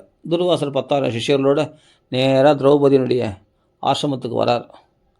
வந்த உடனே அவர்களை நிறைய ரிஷிகளோடு வாசம் பண்ணுறார்கள். 10,000 சிஷ்யர்கள் துர்வாசர் வரான்னு சொன்னால் அவரை நல்லா உபசரிக்கிறாங்க. பாண்டவர்கள்லாம் தர்மபுத்திரலாம் உபசரிக்கிறாங்க. உபசரிக்கும் போது என்ன பண்ணுறது, இவர் உணவுக்கு தயார் பண்ணமே, 10,000 சிஷ்யர்கள் வந்துட்டாருன்னு, நான் போய் ஸ்நானம் பண்ணிட்டு வரேன், நீ உணவு தயார் பண்ணி வை அப்படின்னு சொல்லி பாட்டுக்கு போயிட்டார் துர்வாசர். அப்போ தான் திரௌபதி என்ன பண்ணுறதுன்னு புரியல. 10,000 பேருக்கு சாப்பாடு என்ன ரெடி பண்ண முடியும்? சூரிய பிரசாதமாக வந்த அந்த அக்ஷய பாத்திரம் கூட சமயத்தில் உதவல பாருங்கள். பகவான் தான் காப்பாற்றணும். என்ன தான் தேவர்கள் அனுகிரகம் பெற்றாலும் சமயத்தில் தேவர்கள் சில சமயத்தில் அவர்லாம் மந்திரங்களுக்கான பலனையும் கொடுத்துருவாங்க. ஏதாவது நம்ம அபச்சாரம் பண்ணால் அந்த அபச்சாரத்துக்கான தண்டனையும் கொடுப்பாங்களாம் தேவதைகள்லாம். அதனால தான் வேதத்தை வந்து ஜாக்கிரதையாக உச்சரிக்கணும். கொஞ்சம் அக்ஷர பிழை ஏற்பட்டால் கூட அந்த தேவதைகளுடைய மந்திரங்களை சொல்லக்கூடிய அக்ஷரங்கள் அதில் ஏதாவது பிழை ஏற்பட்டால் அந்த தேவதைகளையே கை கால் ஒடிச்ச மாதிரி ஆகிடுமா, உடனே விபரீத பலனையும் கொடுத்துருவாங்களாம். அதனால் ரொம்ப ஜாக்கிரதையாக இருக்கணும். வேதங்களில் சொல்லும்போது, மந்திரங்களை சொல்லும்போது, தேவதைகள் உபாசனையில் இல்லை உபாசனை காண்டம்னே இருக்கு இல்லையா வேதத்தில், அதெல்லாம் கொஞ்சம் ஜாக்கிரதையாக உச்சரிக்கணும் அந்த வேத மந்திரங்களை. அதனால் வந்து இப்போ என்னென்னா சூரிய பிரசாதமாக கிடைச்சிச்சு. அவர்கள்னா சில விஷயங்களுக்கு கட்டுப்பட்டவர்கள் தேவர்கள்லாம். அந்த வரம் கொடுத்தானா அந்த வரம் கொடுத்ததோடு மட்டும்தான் கொடுப்பாங்க, அதுக்கு மேலே கொடுக்க முடியாது. இப்போ கழுவி கவுத்துட்டாச்சும் அக்ஷய பாத்திரம், இனிமேட்டு அந்த அக்ஷய பாத்திரம் உதவாது, அன்றைக்கி உதவாது, மறுநாளைக்கு தான் அது சாப்பாடு கொடுக்கும். அது ஒரு நியமம். அப்படி தான் கண்ட்ரோலோடு இருப்பாங்க தேவர்கள்லாம். தேவர்கள் பிரசாதம் அவ்வளோதான் உதவும், ஒரு குறிப்பிட்ட அளவு தான் உதவும், அதுக்கு மேலே உதவாது. அப்படின்னும் போது இப்போ என்ன நினைக்கிறது, உடனே பகவானை நினைக்கின்றாள் திரௌபதி. அதான் வசிஷ்டர் சொல்லியிருக்காரு சின்ன வயசுலேயே, ஆபத்து வந்த காலத்தில் பகவானை நினச்சிக்கோ அப்படின்னு. அதான் குரு உபதேசம். ஸ்ரீகிருஷ்ண சரணம் புஜம் ஸ்மர துக்கம் கமிஷ்யதி திரௌபதிச்ச பரித்ராதா ஏன கௌரவ கஷ்மலாத்து. அப்படிப்பட்ட கௌரவர்களால் ஏற்படுத்தப்பட்ட இந்த கஷ்மலம் துன்பத்தினால பல விதங்களில் இந்த திரௌபதி ரட்சிக்கப்பட்டிருக்கிறாள். அதில் சபையில் வந்து அமோகமான சேலைகள் கொடுத்து பகவான் ரட்சித்திருக்கிறான், அவள் மானத்தை காப்பாற்றிருக்கிறான், அது ஒரு விதம். இந்த இடத்துல வந்து திரௌபதி பரிமாறணும் சாப்பாடு, இந்த இடத்துல வந்து துர்வாசரை உபசரிக்கணும், இந்த இடத்துலையும் திரௌபதியை பகவான் காப்பாற்றிருக்கான். எப்படின்னா பகவானை நினச்சோன்னே பகவான் வந்துட்டான், கிருஷ்ண பரமாத்மா. அம்மா திரௌபதி திரௌபதி எனக்கு பசி எடுக்குது அப்படின்னு வரும்போதே பசியோடு வரான். அம்மா நான் சேமெல்லாம் இருக்கட்டும், ஃபஸ்ட்டு நல்லா பசியில் வந்திருக்கேன், ஏதாவது சாப்பாடு இருந்தால் கூட அப்படின்னு. சாப்பாடா என்னன்னா, எனக்கு இப்போ வந்து என் கவலை தெரியாமல் நீ எங்களை வந்து சாப்பாடுக்கு கேட்குறியே அண்ணா. அக்ஷய பாத்திரம் கழுவி கவுத்துட்டேண்ணா, நான் என்ன பண்ணுறதுன்னு தெரியல. துர்வாச மகரிஷி 10,000 சிஷ்யர்களோடு வந்திருக்கார், அவருக்கு உணவு ஏற்பாடு பண்ணுறது என்னன்னு தெரில. இப்போ பீமசேனெலாம் போய் என்னென்னா கூட நான் பழம் பறிச்சுட்டு வந்தேன். கூட பழம் பறிச்சுட்டு வந்து எத்தனை பேருக்கு உதவும்? 10,000 பேருக்கா பத்தும்? என்ன தான் கூட பழம் பறிச்சுட்டு வந்தாலும். அப்போ எல்லாருக்கும் உணவு படைக்கணுமே, என்ன பண்ணுறதுன்னு பார்த்தா ஒன்றும் புரியல. அப்போ தான் பகவானை நினச்சவனே எல்லாம் தங்கள் சாமர்த்தியத்தெலாம் கையாண்டு அந்த சாமர்த்தியம் முடியாத போது கடைசியில் கைவிட்ட நிலையில் தான் பகவானை வழிபடுறாங்க பாருங்கள். அந்த கீழே வேறு நிலை முதல்ல பகவானை வழிபடக்கூடாதா? இப்போது திரௌபதியை வந்து சபையில் வந்து பீமசேனனை போய் கேட்குறா, பாண்டவரில் போய் கேட்குறா, என்னை அவமானப்படுத்துகிறாங்க, உன் மனைவி சபை எதிரும் அவமானப்படுத்துகிறாங்களே, நீங்கள் பார்த்து கொண்டு இருக்கிறீர்களே, நீங்கள் கணவன்மாரெல்லாம் நீங்கள் வந்து இப்படி பண்ணுறீங்க, நீங்கள் வந்து காப்பாற்ற மாட்டீங்களேன்னு கதறா. துரோணாச்சாரியார் பீஷ்மாச்சாரியெலாம் தர்மம் தெரிந்தவர்கள், அதெல்லாம் எல்லாரையும் கதறா. ஆனால் யாரும் அந்த தர்மங்கள் சமயத்தில் தர்மங்கள்லாம் கூட காப்பாற்றலை. பகவான் நாம தான் காப்பாற்றோம். ஆபத்து காலத்தை திரௌபதிக்கு நாமாக்கள் தான் காப்பாற்றுச்சு. அப்போ தர்மத்தை அனுஷ்டிக்கின்ற பீஷ்மாச்சாரிய துரோணாச்சாரியெலாம் கூட காப்பாற்ற முடியலை பாருங்கள். அது மாதிரி இந்த இடத்துல வந்து பார்த்தா தேவதைகள் பெற்ற பிரசாதமாக்கிய சூரிய பாத்திரமாக்கிய அக்ஷய பாத்திரம் கூட காப்பாற்றலை பாருங்கள். பகவானை கூப்பிட்டோடனே பகவான் வந்தான், பகவான்களை விஷயத்தை சொன்ன உடனே அதெல்லாம் எனக்கு தெரியாது, யார் வந்தான்னா யார் போனான்னா. துர்வாச மகரிஷி 10,000 சிஷ்யரோட எனக்கு பசி எடுக்குது, முதல் நீ பாத்திரத்தை கொண்டு வா. அம்மா அண்ணா கழுவி கவுத்துட்டேன் நான். யார் கழுவுந்து? திரௌபதி. நான் தான். திரௌபதி சொல்கிறா, நான் தான் கழுவினேன். நீ தான் கழுவினியா? நீ கழுவினா நல்லா கழுவ, முதல்ல அந்த பாத்திரத்தை கொண்டு வா அப்படின்னு. திரௌபதி கழுவினா நம்பிக்கையோடு வாங்கலாம், ஏன்னா அதில் வந்து சரியாக கழுவ மாட்டான். அவள் ராஜபத்தினி இல்லையா, வேலைக்காரியாக இருந்த பழக்கமா? அவர் மகிழ்ச்சியாக இருந்தது தான் பழக்கம். பிறந்த வீட்லேயும் ராஜகுமாரியாக வளர்ந்தான், இங்கே புகுந்த வீட்டில் ராஜோபச்சாரத்தோடு வளர்ந்தவள் அவள். வேலைக்காரி சேடி மகள் தானே எல்லா வேலையும் செய்வாங்க. இந்த பாத்திரத்தை கழுவுற வேலையும் இவளுக்குனா தெரியும். அதில் இந்த அக்ஷய பாத்திரத்தை சரியாக கழுவலையாம். அதை கொண்டு வந்து கொடுத்தா, நீ கழுவுனா சரியாக கழுவ மாட்டேன்னு தெரியும். அதனால தான் அதில் பார்த்தா ஒரு பருக்க கீரை உணவு, ஒரு சோறு, ஒரு கீரை இருக்குது. இது போதுமே அப்படின்னு சொல்லி அந்த ஒரு பருக்க கீரை உணவு எடுத்து வாயில் போட்டு இந்த 3 லோகத்திலும் ஆதி நாராயணன் திருப்தி ஆடிட்டான். இவன் தான் நாராயணன், அந்த நாராயணன் திருப்தி ஆடிட்டுன்னு வாயில் போட்டுட்டான். அப்போது 3 லோகங்களும் திருப்தி அடைஞ்சுதான். எல்லா தேவர்கள், கந்தர்கள், யக்ஷர்கள், கிண்ணர்கள், ராசர்கள், உரகர்கள், எல்லாரும் மனுஷர்கள், பட்சிகள், மரம், செடி, கொடி எல்லாமே திருப்தி அடைஞ்சுதான். அன்றைக்கி ஃபுல் மீல்ஸ் சாப்பிட்ட மாதிரி இருந்தது தான் எல்லாருக்கும்.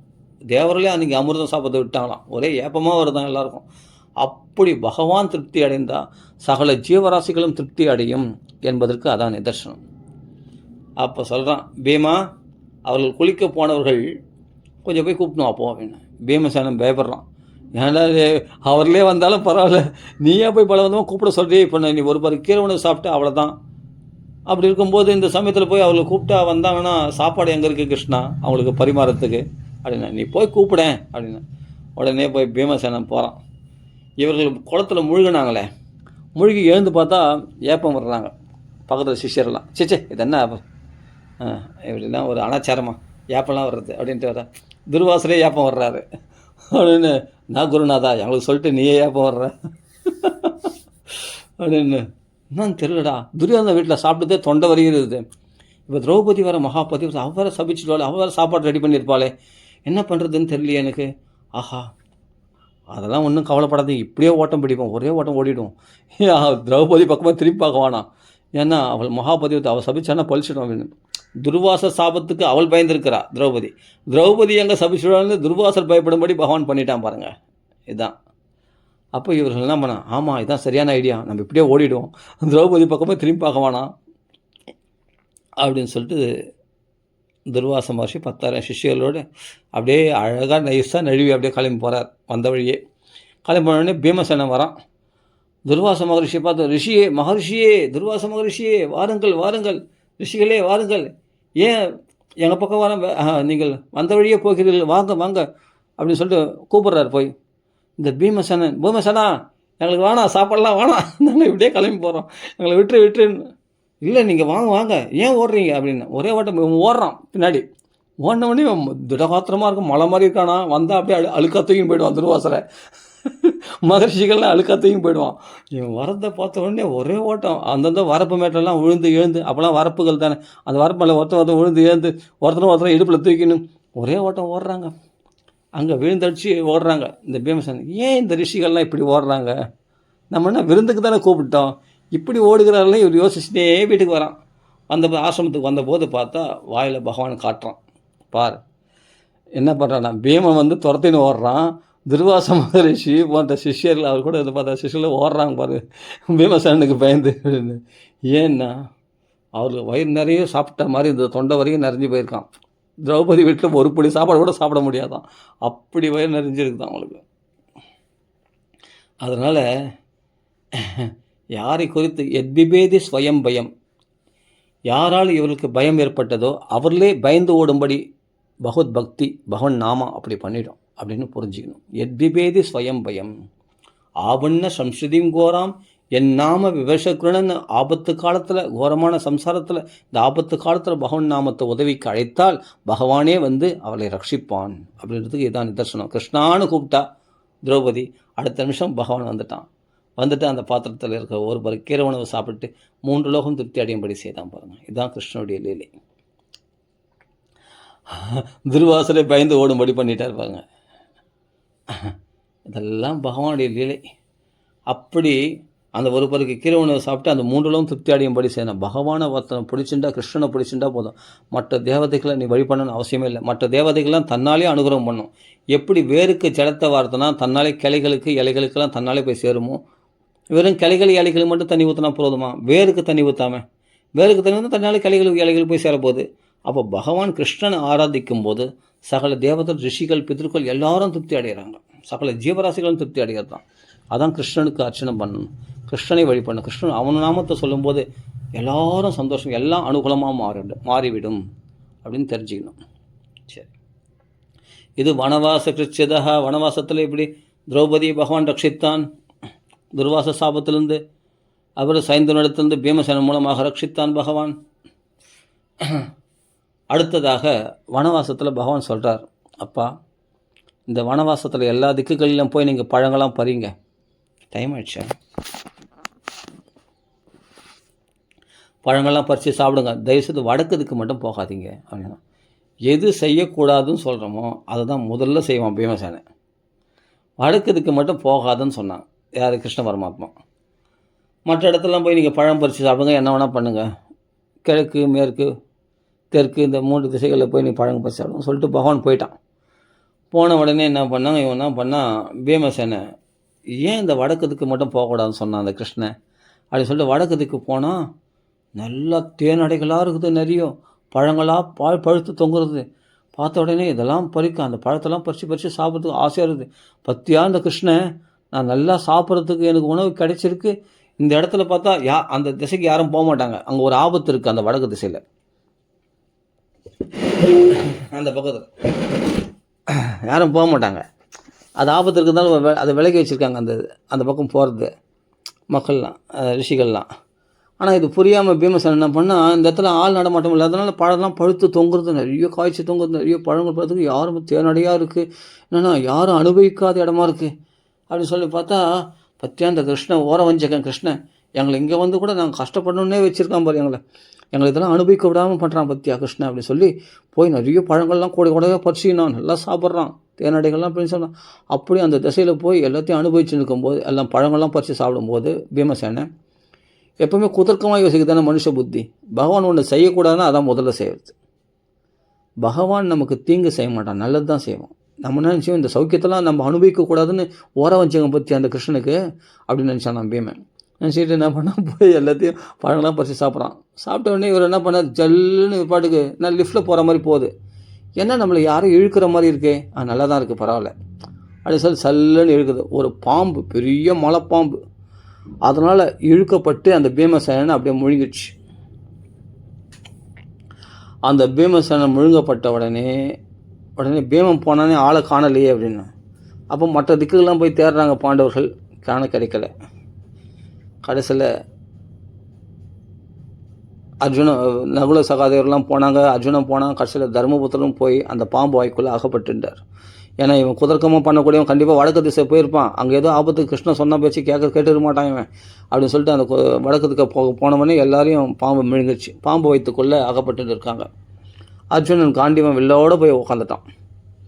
அப்போ தான் கிருஷ்ணா எங்களை காப்பாற்றுறா கிருஷ்ணா அப்படின்ட்டு கூப்பிட்றாங்க பாண்டவர்கள். அந்த பாம்பு வயிற்றுக்குள்ளே போய் அகப்பட்டுன்ட்டு அப்போ தான் பகவான் ஒரு எலி ரூபத்தில் போனோடனே பாம்பு எலியை விழுங்க இல்லையா, அந்த எலி ரூபத்தில் போய் அந்த பாம்பு வாய்க்குள்ளே புகுந்துட்டான் பகவான். புகுந்துட்டு அந்த காண்டீவம் தனுசு இருக்கு இல்லையா, அதனுடைய நாணை கருக்கு கருக்கு கருக்கு கருக்குன்னு கடித்து அந்த நாணை கடிச்சு ஏற்றுனான். அந்த காண்டீவம் என்ற அந்த நான் அருந்துன்னா அந்த காண்டீவம் வில்லு படால்னு வெடிச்சோடனே அந்த பாம்பு மலைப்பாம்புடைய வயிறு கிழிஞ்சு போச்சு. அந்த நாணை அறுத்த உடனே அந்த நல்லா டெம்பராக இருக்கும் இல்லையா, டென்ஷனாக இருக்கும் இல்லையா, அந்த வில்லு வளைச்சு அது டக்குன்னு அந்த நாணை அறுத்துட்டா பட்டுன்னு விரியும் இல்லையா. பட்டுன்னு விரியும் போது என்ன பண்ணும், அது வயிற்றில் அடிக்கப்படும். அடித்த பண்ணு காண்டீவ வில்லு வந்து அக்னி பகவானால் கொடுக்கப்பட்டது. அப்படிப்பட்ட மகா தெய்வீகமான வில்லு அது. அந்த நாணை அறுத்துட்ட உடனே அது அடித்தது பாருங்கள், அந்த பாம்பு வயிறு கிழிஞ்சு போச்சு, படாலும் வெடிச்சு போச்சு. சொன்னேன் அதன் வழியாக பாயுங்களே, எவ்வளோ சொன்னாலும் கேட்க மாட்டீங்களா நீங்கள். அந்த எலி ரூபத்தை பகவான் வந்து உடனே அந்த பாண்டவர்களை விடுவிச்சான் பகவான் அந்த பாம்பை தந்து. அந்த பாம்பு யாருன்னா நகுஷன், யயாதி சக்கரவர்த்தியினுடைய அப்பா. நகுஷன் வந்து தேவலோகத்தில் இந்திரன் இல்லாத போது இந்திராணியை அடைய முயற்சி பண்ணார். அப்போ இந்திராணி என்ன பண்ணார், சப்த ரிஷிகளை நீ உன் பல்லக்கை தூக்கினால் நான் உனக்கு மனைவி ஆவேன் அப்படின்ட்டு இந்திராணி சொன்னான். அப்போது சப்த ரிஷிகளில் ஒருத்தர் அகஸ்திய மகரிஷி, அவர் கொஞ்சம் குள்ளமாக இருப்பார். அவன் பல்லக்கு தூக்கும்போது, நகுஷனுடைய பல்லக்கு தூக்கும்போது, அப்போ இந்திரன் இல்லாத சமயத்தில் இந்திரனாக இவனை நியமித்தார்கள் நகுஷனை, அப்படிப்பட்ட தர்மாத்மா. அப்போ அவன் இந்திரனாக இருக்கும்போது பல்லக்கு தூக்க வைக்கும்போது சர்ப அப்படின்னு சொன்னான். ஏன்னா அகஸ்திய மகரிஷி வந்து குள்ளமாக இருக்கார், அவர் தான் வந்து ஃபாஸ்ட்டாக போக மாட்டுறார் அந்த பல்லக்கு தூக்கின்னு. மற்ற ரிஷிகள்லாம் நல்லா கரெக்டான ஹைட்டில் இருக்காங்க, அவங்க போகிறாங்க. அப்போது அகஸ்தியரை வந்து காலில் உதைச்சிட்டான். சர்ப சீக்கிரமாக போகணும். என்னையாடா காலில் உதைக்கிற சர்பன்னு சொல்கிறேன், நீ சர்பமாக போக கடவாய். சர்பனா சீக்கிரம் போன்னு அர்த்தம் சம்ஸ்கிருதத்தில். சீக்கிரம் போகணுன்னே இந்த சர்பன்னு சொன்னால் சீக்கிரமாக நீ பாம்பா விழக்காடு, நீ சர்பமாக விழக்காடுவாய் அப்படின்னு சொல்லி சொன்ன உடனே சாபம் கொடுத்த உடனே அப்போது அந்த நகுஷன் வேண்டாம், எனக்கு சாபம் மூச்சணும்னு. எப்போ பாண்டவர்கள் உள்ள நுழைஞ்சி பகவானால் அந்த காண்டீவ தனுசால் நீ உன் சாப மோட்சணம் அடையும் பாண்டவர்கள பேசும் போது அப்படின்னு. அப்போ உடனே அந்த பாம்பு சாப மோட்சணமாகி நகுஷனாக மாறி மறுபடியும் சொர்க்கலோகத்துக்கு போகிறான் அப்படின்றது இந்த கதை, மகாபாரதத்தில் ஒரு கதை. இப்படி வனவாச கிருச்சிதா, வனவாசத்தில் இந்த துன்பங்கள்லாம் ரட்சிக்கப்படுகிறார்கள். இன்னும் பல துக்கங்கள் அனுபவிக்கிறாங்க. அத்தனை பல துன்பங்கள் பல ஆபத்துகள் வருது. அத்தனை விஷயத்துலேருந்து கிருஷ்ணன் தான் வந்து காப்பாற்றுறான் இந்த பாண்டவர்களை. அந்த வனவாசத்தில் தான் அர்ஜுனன் சிவனை நோக்கி தபஸ் பண்ணுறான். சிவபெருமானை வந்து ஒரு வேடுவ ரூபத்தில் வந்து அர்ஜுனன் சண்டை போட்டு அர்ஜுனன் ஜெயிக்கிற மாதிரி பக்தனை ஜெயிக்க வைக்கிறது தான் பகவானுக்கு அழகு. சிவபெருமான் ஜெயிக்க வச்சார். அப்பா நான் குழந்தை குட்டிக்காரன், நான் கல்யாணம் ஆனவன் அப்படின்னு சொல்லி கிரிஜா அப்படின்னு பதம் இருக்குது. பார்வதியோட பரமேஸ்வரன் காட்சியளித்து அவருக்கு பாசுபாதாஸ்திரம் கொடுத்தாராம். அப்படி சண்டை போட்டு வாங்கினானா தபஸ் பண்ணி வாங்கலையா அர்ஜுனன், சண்டை போட்டு சிவபெருமானில் பாசுபாதாஸ்திரம் வாங்கினானா. எல்லாம் கிருஷ்ணனுடைய கிருபையினால் அந்த பாசுபாதாஸ்திரம் கழிச்சுதான். கிருஷ்ணன் சந்தோஷம் அடைந்தால் எல்லா தேவர்களும் திருப்தி அடைவார்கள். சிவன் சந்தோஷம் அடைவார். சந்தோஷம் அடைந்து அவனுக்கு உதவி பண்ணார். இப்படி வனவாச கிருஷ்ணதா, வனவாசத்தில் பகவானால் பல அனுகிரகம் பெற்றோமே, பல விதங்களில் அனுகிரகம் பெற்றோமே என்று குந்திதேவி சொல்கிறார். வனவாச கிருஷ்ணதா, வனவாசத்தில் பாசுபாதம் சிவன் அனுகிரகம் பண்ண யாரால்னா கிருஷ்ண அனுகிரகத்தினால்தான் சிவன் அனுகிரகம் பண்ணார், பாசுபாதம் கொடுத்தார். அதே நிவாத கவசத்தில் ஜெயிச்சு இந்திரனுக்கு சகாயம் பண்ணான அர்ஜுனன் இந்த உடம்போடவே சொர்க்கலோகத்துக்கு போனான். எல்லாம் கிருஷ்ண அனுகிரகமா. இப்படி வனவாசத்தில் நடந்த விஷயங்கள் இதெல்லாம் வனபருவத்தில்.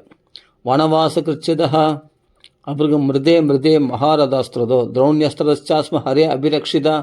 விராட தேசத்தில் அக்ஞாத வாசம் பண்ணும்போது, விராட தேசத்தில் பசுக்களை அபரிக்க கௌரவர்கள் வந்தபோது 4 பாண்டவர்களும் சண்டைக்கு போயிட்டாங்க அந்த பசுக்களை மீட்டெடுக்கிறதுக்கு. அப்போது ஒரு பக்கத்தில் இன்னொரு பக்கத்தில் வந்து என்னென்னா துரியோதனன், துச்சாதனன், பீஷ்மாச்சாரியார், துரோணாச்சாரியார், கிருபாச்சாரியார், அஸ்வத்தாமா, கர்ணன், எல்லாரும் வந்துட்டாங்க சண்டைக்கு. அப்போ அர்ஜுனன் அங்கே பிருகநிலை என்ற ரூபத்தோட நபும்சகனாக இருக்கின்றான்.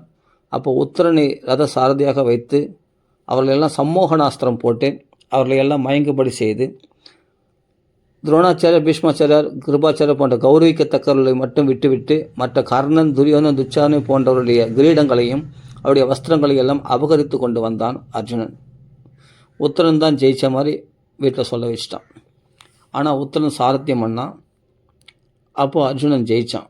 இதெல்லாம் யாருடைய மகாரதர்கள் அவர்களை ஜெயிக்கும்படியான பலம் அர்ஜுனுக்கு எங்கேருந்து கிடச்சினா? கிருஷ்ண கிருபையினால் கிடச்சி தான். அப்படி மிருக அப்புறமா பாரத போரில் மகாரதர்களுடைய அஸ்திரங்கள், அஸ்வத்தாமா விட்ட நாராயணாஸ்திரம் பகவான் மார்பில் வாங்கிட்டான். பகதத்தன் விட்ட நாராயணாஸ்திரத்தை பகவான் மார்பில் வாங்கிட்டான். பிறகு துரோணாச்சாரிய விட்ட அக்னி அஸ்திரத்தை தன்னுடைய ரதத்தில் அடக்கிட்டார் பகவான். அப்போ அநேக மகாரதர்கள் பலவிதமான திவ்ய அஸ்திரங்கள், வாயு அஸ்திரம், எத்தனை வாயு அஸ்திரம், எத்தனை வர்ணாஸ்திரம், இப்படியே சொல்லிகிட்டே போகலாம். கர்ணன் விட்ட நாகாஸ்திரத்தை தேர் அழுத்தி சிரசை கொய்யாதபடி அந்த கிரீடத்தை அழுத்து கொண்டு போகும்படி பகவான் ஏற்பாடு பண்ணி அப்படி அர்ஜுனனை காப்பாற்றினார். இப்படி பல மதமான மகாரதர்களுடைய அஸ்திரங்களிலிருந்து பகவான் எங்களை விடுவிச்சானே, அப்படி காப்பாற்றினானே. ஹரேர் அபிரக்ஷிதா, அவன் ரக்ஷணம் அப்படி ரட்சிக்கிறான் பகவான் கிருஷ்ண பரமாத்மா. இது மாதிரி கதைகள்லாம் இந்த ஒரு ஸ்லோகத்தில் அடங்கியிருக்கு. ஒன்றுத்துக்கும் அநேக மகாரதர்கள் எத்தனை பிரம்மாஸ்திரம், எத்தனை வாயுவாஸ்திரம், எத்தனை அக்னியாஸ்திரம், எவ்வளோ அஸ்திரங்கள் பாண்டவர்களில் தாக்க வந்தது. அத்தனை அஸ்திரங்கள்லேருந்து பகவான் விடுவிச்சானா. பின்னாடி அர்ஜுனன் சொல்கிறான், எப்படி பிரகலாதனுக்கு பலவிதமான அஸ்திரங்களால் துன்புறுத்தும் போது ஹரிதாசனாகிய பிரகலாதனை எப்படி பாதிக்கலையோ, அது மாதிரி மகாரதருடைய அஸ்திரங்கள்லாம் என்னை பாதிக்காதபடி எனக்கு பார்த்த சாரதி அமர்ந்து என் முன்னாடி இருந்து என்னை காப்பாற்றினானே, அந்த பகவானை நான் விட்டு பிரிஞ்சிட்டேன் அப்படின்ட்டு வருத்தப்பட்டுன்னு சொல்கிறான் அர்ஜுனன் பின்னாடி. இதான் குந்தி தேவி சொல்கிறான், அநேக மகாரத அஸ்திரதோ, கடைசியில் அந்த பாண்டவர்களை காப்பாற்று போனால் அந்த பாண்டவ வம்சத்தில் ஒரே ஒரு வித்து அந்த பரீட்சித்து அந்த குழந்தை. அப்போது உத்தர கர்ப்பத்துக்குள்ளே புகுந்து அந்த துரோணபுத்திரனாகி அஸ்வத்தாமிட்ட பிரம்மாஸ்திரத்திலேருந்து எங்களை காப்பாற்றி இப்படி எங்களை குலம் தழைக்க செய்தானே இந்த கிருஷ்ண பரமாத்மா. ஹரேர் அபிரக்ஷிதா, அப்படி ரட்சிக்கிறானே. அந்த பாண்டவர்களை ரட்சிக்கிறதுன்னு கங்கணம் கட்டினுக்கிறானே. அப்படி தன் பக்தர்களை ரட்சிக்கிறதையே கங்கணமாக விரதமாக உடையவனா பகவான். விரதம் மம அப்படின்ட்டு ராமவதத்தை சொல்லியிருக்காங்க இல்லையா, அப்படி விரதமாக ஆகிதமே விரதம் அப்படின்னு கிருஷ்ணாவதத்துலையும் சொல்கிறான். அப்படிப்பட்ட மச்சரணம், மத்கோஷ்டம், மன்னாத மத்பரிக்கிரகம், என்னால் பரிகரிக்கப்பட்டவர்கள், என்னால் ஆதரிக்கப்பட்டவர்கள் நான் ஆகித அவர்களை நான் ரட்சிக்கிறதுன்னு என்னுடைய விரதம். ஆகிதம் விரதம், அவர்களை ரட்சிக்கிறத நான் விரதமாக மேற்கொண்டிருக்கிறேன். என்னால் அவர்கள் ரட்சிக்கத்தக்கவர்கள் அப்படின்னு கிருஷ்ண பரமாத்மாவும் பாகவத்தில் சொல்கிறான். அந்த கோவத்தன் உத்தாரணம் பண்ணும்போது ராமோதத்திலையும் அபயம் சர்வபூதப்பே ததாம்பியதத் விரதம் மம தபாஸ்பீதி, என்னை சார்ந்தவன் ஆகிட்டானா அவர்களை ரட்சிக்கிறது என் விரதமாக கொண்டு இருக்கிறேன் அப்படின்னு தன் பக்தர்களை அப்படி கண்ணில் இமையாக இருந்து பகவான் ராமலக்ஷ்மணர் ரட்சிக்கிறாங்க இல்லையா பக்தர்களை, அதே மாதிரி கிருஷ்ணர் ரட்சிக்கிறாங்க இல்லையா, பலராமரும் ரட்சிக்கிறாங்க இல்லையா பாண்டவரில். இதுதான் விஷயம். அப்படி அநேக மகாரதாஸ்திரதோ, கடைசியில் திரௌண்யஸ்திரதாஸ்ம ஹரே அபிரக்ஷிதா, கடைசியில் துரோணபுத்திரன் அஸ்வத்தாம விட்ட பிரம்மாஸ்திரத்துலேருந்து பகவான் விடுவித்தானே, எங்கள் பாண்டவர்களையும் காப்பாற்றினான், உத்தர கர்ப்பத்தில் குழந்தையும் காப்பாற்றினானே. அப்படிப்பட்ட பகவானே உனக்கு நமஸ்காரம் என்று குந்தி தேவி ஸ்தோத்திரம் பண்ணுறான். தட பூர்த்தி பண்ணிப்போம். மேலே உள்ள ஸ்லோகங்கள்லாம் அப்புறம் பார்க்கலாம். அதனால் இனிமேல்ட்டு என்னென்ன விபத்துக்களே வரக்கூடாதுன்னு கேட்பேன். இல்லை, விபதா சந்துன சஸ்வத் தத்திர தத்திர ஜெகத்குரு பவதோ தர்ஷனம் யத் சியாத் அபுனர்பவ தர்ஷனம். என்ன தாயே தப்பாக கேட்டியா? நக ந பக்கத்தில் 2 புள்ளி குத்திட்டா நகன்னு ஆகிடும், எங்களுக்குன்னு அர்த்தமாயிடும். ந இல்லைன்னு அர்த்தம். விபத ந, விபத நக, விபதக சந்து நக. சந்து நகனா எங்களுக்கு விபத்துக்களே எங்களுக்கு அப்படின்னு அர்த்தம். அந்த 2 புள்ளி எடுத்துட்டா ந விபத்துக்களே வரக்கூடாது அப்படின்னு அர்த்தமாயிடும். அதனால் குந்தி தேவி என்னன்னா நகன்னு சொல்கிறான். விபதக சந்துன நக சஸ்வத்து தத்திர தத்திர ஜெகத்குரு பவதோ தர்ஷனம் யத் சியாத் அபுனர்பவ தர்ஷனம். அந்த நகன்றதுல சைலண்ட், சைலண்ட் ஆகிடும், நஹ் நஹ் அப்படி வரும் இல்லையா. விபதக சந்துனக சஸ்வத்து தத்திரத்தை பிரித்து படிக்கும்போது நக அப்படி படிக்கிறோம் இல்லையா. விபத சந்துனக சஸ்வத் தத்திர தத்திர ஜெகத்குரு பவதோ, எனக்கு விபத்துக்களே கொடுன்னு கேட்குறான் குந்தி தேவி. அத்தை உங்களுக்கு வந்த விபத்துக்கள் யாருக்குமே வரக்கூடாது. அவ்வளோ விபத்துக்கள் நீங்கள் அனுபவிச்சிருக்கீங்க மகாபாரதத்தில் பார்த்தா. அப்படி இருக்கும்போது இவ்வளோ விபத்துக்களை அனுபவித்த பிறகு இன்னும் மேலே விபத்துக்களை கேட்குறீங்களே. நீங்கள் தெரியாமல் கேட்டிங்களா, நான் வேணால் மாற்றிக்கிறேன், அந்த 2 புள்ளி எடுத்துடுறேன், இல்லைன்னு ஆக்கிடுறேன், விபத்துக்களே இல்லை அப்படின்னு நான் மறுபடியும் மாற்றி கேளுத்த, நான் விபத்துக்கள் இல்லாத பண்ணிடுறேன் அப்படின்ட்டு கிருஷ்ணன் கேட்குறான். இல்லை, நீ எத்தனை தடவை திருப்பி கேட்டாலும் எனக்கு விபத்துக்கள் வேணும்னு கேட்குறான் குந்தி தேவி. விபத்துக்களே கொடு. ஆனால் எப்படிப்பட்ட விபத்துக்கள்லாம் மற்றவங்களுக்கு சாதாரண பாமர மக்கள் வரக்கூடிய விபத்துக்கள் தான், துன்பங்கள் இல்லை. எந்த விபத்துக்கள் வந்தால் உன்னை தரிசனம் பண்ணக்கூடிய பாக்கியம் எனக்கு கிடைக்குமோ, உன் தரிசனம் கிடைக்குமோ அப்படிப்பட்ட விபத்துக்கள் கொடு. அதான் சொல்ல பவதோ தர்ஷனம் எத்யாத்து. இந்த எத்துன்ற பதத்துக்கு தான் ஸ்ரீதர வியாக்கியானம் பண்ணார். கதையே மாறி போச்சு. எந்த உன்னுடைய தரிசனம் கிடைக்கக்கூடிய ஆபத்துக்கள், எந்த ஆபத்துக்கள் வந்தால் உன் தரிசனம் கிடைக்குமோ அப்படிப்பட்ட ஆபத்துக்களை கொடு அப்படின்னு பிரார்த்தனை பண்ணிட்டாலும் குந்தி தேவி. விபதக சந்து நஷ்வத்து நகசஸ்வத்து தத்திர தத்திர ஜெகத்குரு. அந்தந்த ஆபத்துக்கள் கொடுத்து கொண்டே இருக்குது. அப்போ உன்னுடைய தரிசனத்தினால் என்ன லாபம்னா, மீண்டும் ஒரு மாதா கர்ப்பத்தை நான் பார்க்க மாட்டேன், மறுபிறப்பு எனக்கு இருக்காது, அதனால் உன் தர்ஷனத்தை கொடு அப்படின்றா. பவதோ தர்ஷனம் எத்யாத்து அபுனர்பவ தர்ஷனம் அப்படின்னு குந்தி ஸ்துதி. அதனால் மக்களுக்கு கஷ்டம் வருது பெரிய விஷயம் இல்லை. சாதாரண மக்கள் கஷ்டம் வருது கர்ம வினைகளால். ஆனால் பக்தர்களுக்கு கஷ்டம் வருது பகவத் அனுக்கிரகத்தினால. அப்போ தான் பகவானை அதிகமாக நினைக்க முடியும். அதான் சொல்கிறேன், பகவான் அதிகமாக ஆபத்துக்கள் கஷ்ட காலத்தில் தான் பகவானை நல்லா நினைக்க முடியும். கஷ்டமில்லாத நல்லா சொகுசாக இருந்தாருன்னு சொன்னால் பகவானை நினைக்க விட மாட்டேன். பகவான் நினைக்கிறது யோசிப்பேன் ஏதோ புரியுதா. ஆனால் தீவிரமாக எப்போ நினைப்பேன்னா ஆபத்து காலம், கஷ்டம் வந்த காலம், மனசு ரொம்ப புண்பட்டு போச்சு அப்படின்னா கிருஷ்ணா நீ தான் கதி அப்படின்னு சொல்லி அவன் நாமத்தை நிறைய சொல்லுவோம். அவன் பாகவதம் பாடணும், கிருஷ்ண கதைகளை கேட்போம். பாகவதம் ஏன்னா ஆபத்துக்கள் விலகினா போதும். இப்போ ஹாஸ்பிட்டலில் இருக்காங்க, சீரியஸாக இருக்காங்க, கண்டிஷனில் இருக்காங்க, பொய்ஷா போதும் அப்படின்னு அவன் நாமத்தை நிறைய சொல்லுவாங்க. பகவானை வழிபடுவாங்க, பகவான்களை உருகி அழுவாங்க.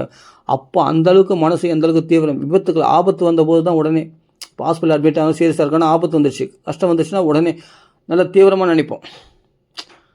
அதனால விபத்துக்களை கொடு உன்னா. ஏன்னா அப்போ தான் உன் தரிசனம் கிடைக்கிற அளவுக்கு நான் நினைக்கணும். அந்தளவுக்கு தீவிரமாக பக்தி பண்ணணும்னா அப்போ கஷ்டம் வந்தால் தான் அப்படின்னு குந்தி தேவி அதை புரிஞ்சு வச்சிருக்கலாம்.